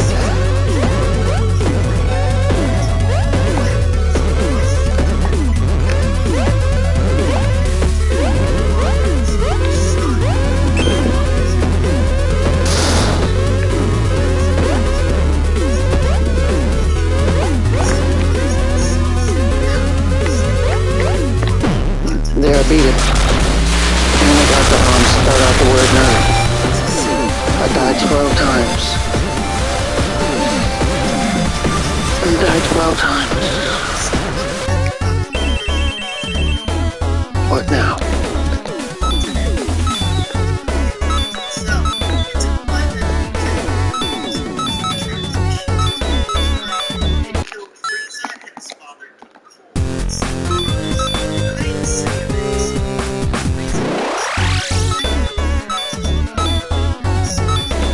I think we're on the final level. It's the rabbit season. The rabbit. Frieza and King Cole were the only two villains in this scene to not be thrown onto the Mountain of Needles by Pycon. Pycon knocked Frieza out with a single punch to the face after elbowing King Cole in the stomach. Then all seven were locked up in a prison cell. This was one of those rare times Frieza and Cell, two of the three main villains of the show, are seen talking to each other. Frieza and Cell would occasionally train together in Hell, Majin Buu style. Later, Frieza is shown observing Goku's fight with Kid Buu, alongside other defeated villains from the series, even saying, "I could have done the same thing if I hadn't lost both legs." For obvious reasons, he frequently rooted for Kid Buu to beat Goku. When Goku managed to gain his power back and obliterate Kid Buu, Frieza could only watch in silent irritation that Goku managed to win. Frieza was in hell watching Goku fight, and he was like, because he's watching from hell, watching the earth. Frieza was in hell watching Goku fight, and he was like, I could have done that if I had my legs, because he got his body cut in half. Thanks to Sorbet wishing to Shenron to revive him. Using his telekinetic abilities, Frieza attempts to put himself back together but quickly falls apart. Frieza is surprised at having been returned to life and glares at the Pilaf gang. Sorbet and Tagoma collect the pieces of him and leave the planet. Sorbet places Frieza into the healing chamber and he's fully revived. Taking on his first form while he remembers his first defeat due to Goku on Namek, Frieza awakens, shaking the ship and blowing up all of the scouters. Frieza emerges and talks with Sorbet and Tagoma, killing a soldier as he does so to test his power before killing Tagoma for talking back to him. Sorbet informs Frieza that Goku defeated Majin Buu, to which Frieza declares he'll train for 4 months to surpass him. 4 months later, Frieza invades Earth with his army of 1,000 soldiers. He destroys North City as a greeting, and soon notices the Z-Fighters' arrival. He confronts them asking where Goku is, only for everyone to be surprised as Bulma and Jaco arrive. So basically, Frieza just moved his hand and this dude flew up in the air. A little ball of light appeared near the guy's chest and he exploded like a hand grenade. Frieza arguments that Gohan could kill all 1,000 soldiers himself if he wanted, but he's uninterested in the young Super Saiyan. Goku and Vegeta then arrive, and so Frieza immediately take on his final form to battle Goku. The two fight an even battle, though Goku manages to get an edge, blasting Frieza with a huge God Kamehameha. Frieza then decides it's time to reveal his further evolution. God of Destruction, Beerus Saga. In the manga, while Goku is image training on his radish field, he closes his eyes and pictures that he's fighting Frieza. You know they got a wrestling anime? It's called Tiger Mask. Yeah, there's a free app on PlayStation called Crunchyroll. It's got ads, but it's free. Crunchyroll. So if you ever go to that and you type in Tiger Mask, like the animal, like a 100 episodes of a cartoon about wrestlers pop up. They're all fighting each other. Like every episode is action. Or they got like somebody who's like everybody. You know, like all the WWE people that were famous back in the day, they got like an equivalent. It's not them, but it's like somebody else. You get what I'm saying?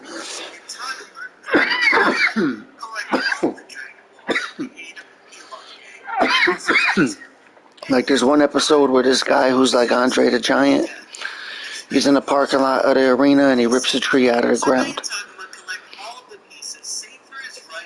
Cause it's like an anime, Tiger Mask. On Sorbet's spaceship, they put the organic parts in a medical machine. Frieza's body is regenerated and he reverts himself back into his first form, completely free of his cybernetics. As he recovers inside the chamber, Frieza dreams of his first defeat by Super Saiyan Goku and angrily wakes up, shaking the entire ship.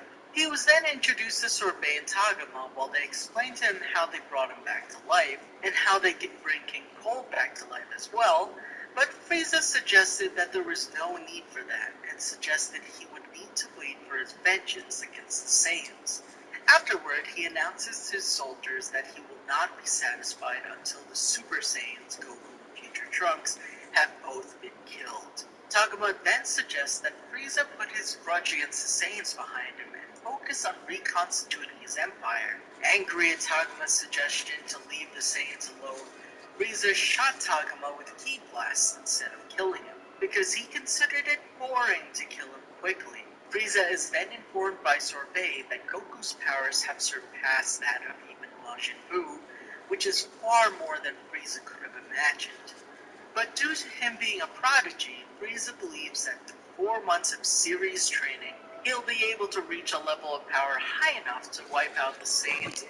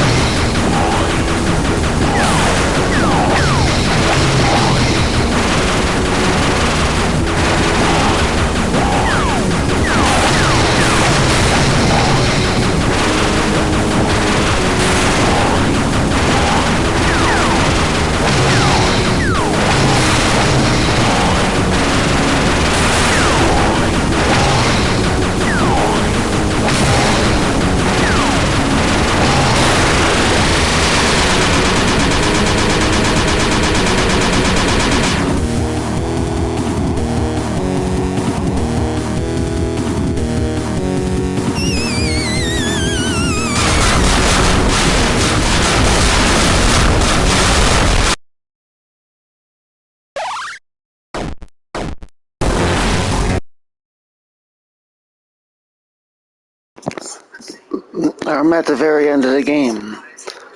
How busy are you? Can I show you this for a second? You could just pop in and then pop back out. Or this dude, like, I think this dude's about to do something funny.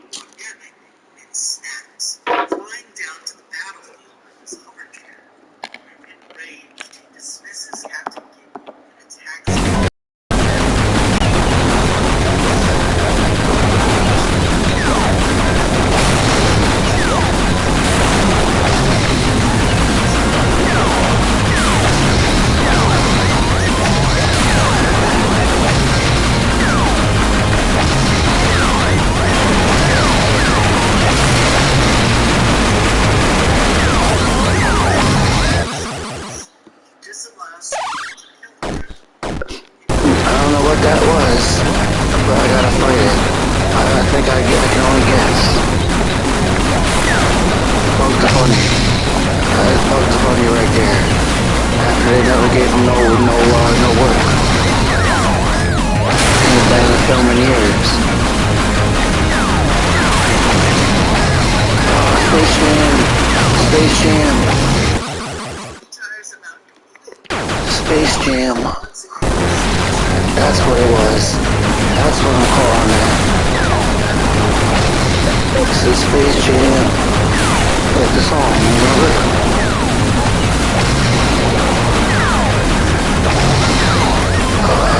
How am I gonna beat this guy? I didn't even make it that time.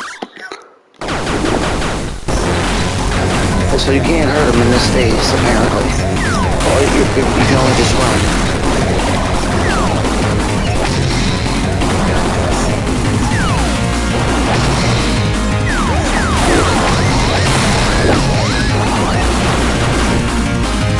You gotta shoot him right in a little X.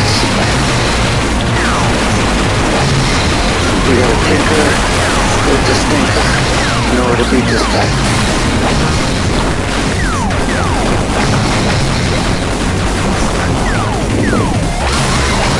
Damn.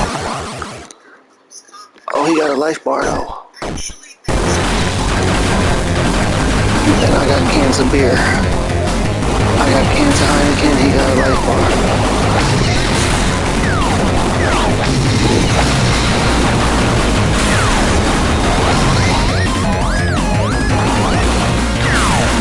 So the angels fall right where you are, they're homing on you. I tried to shoot the carrot.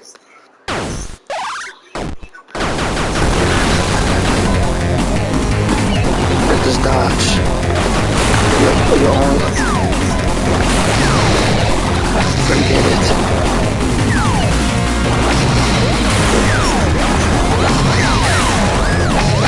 One hit left. Ain't gonna make it. So you must have to, like, let him fucking pop up and start dropping the Cocoa Puffs 3 times. It's a Cocoa Puff. From the corner store.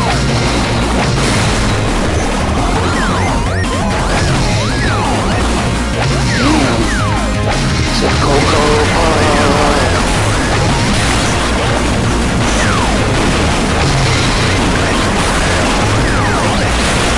I got a little life back off that.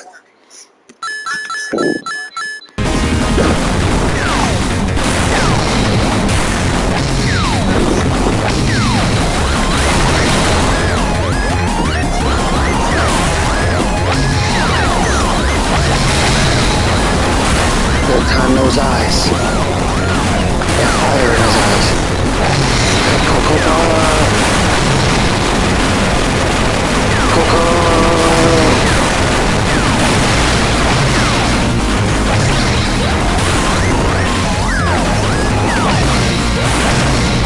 Is it Coquito?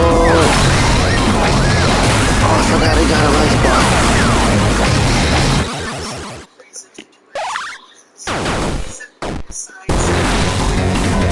He's like, come here so I can teabag you.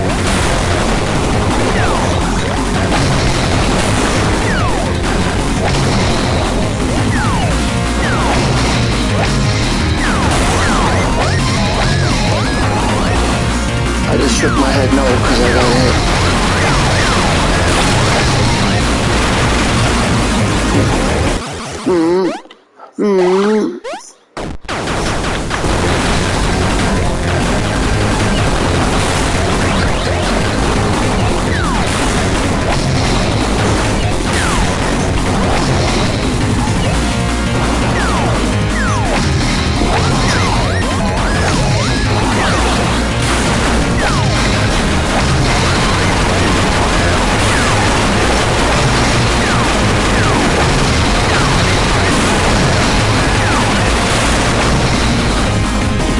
We gotta do that 3 times.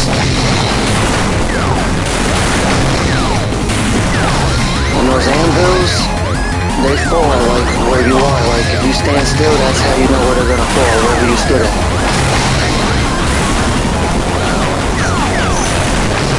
Here we go, Coco.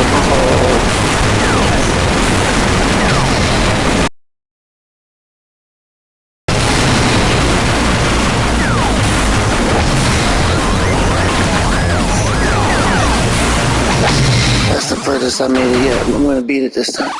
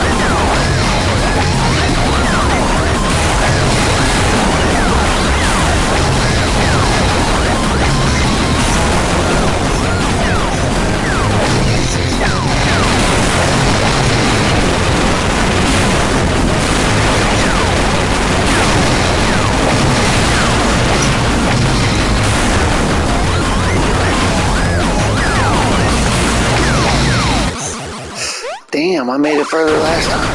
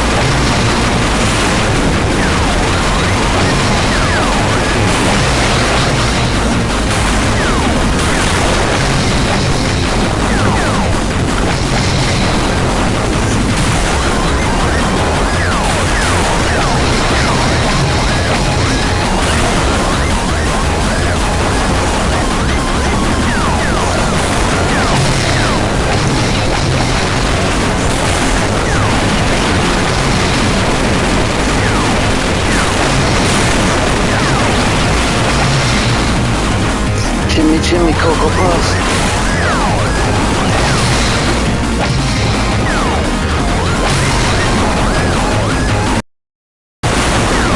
Cocoa Puffs. The fuck? Want my Cocoa Puff? Oh, I fucked up at the beginning. I'm dead. Be careful. I'm still angry from the last time. Dodge the fire. Dodge the carrots. Watch out for the anvils. He's gonna start shitting on you.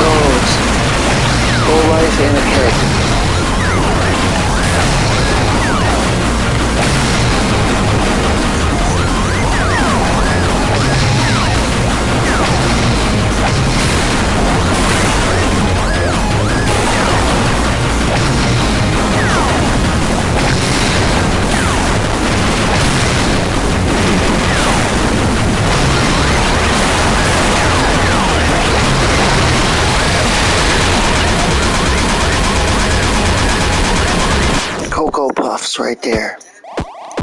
What's that? What do I do?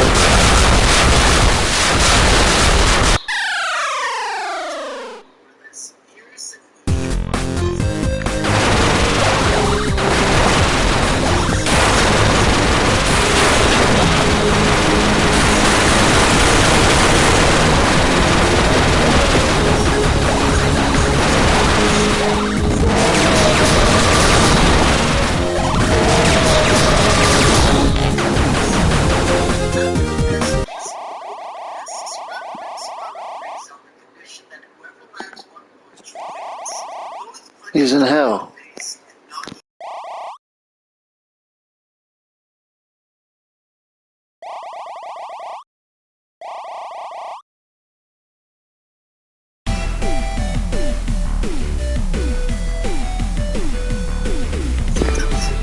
He's stuck.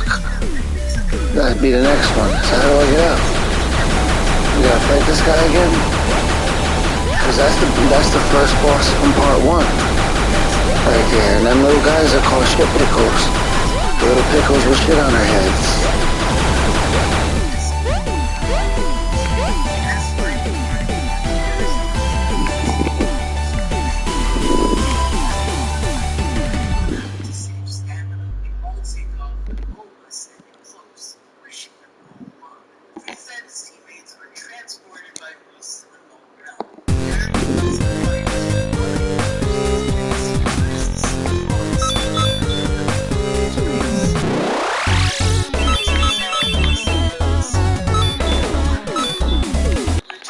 Double check, make sure how far I beat it.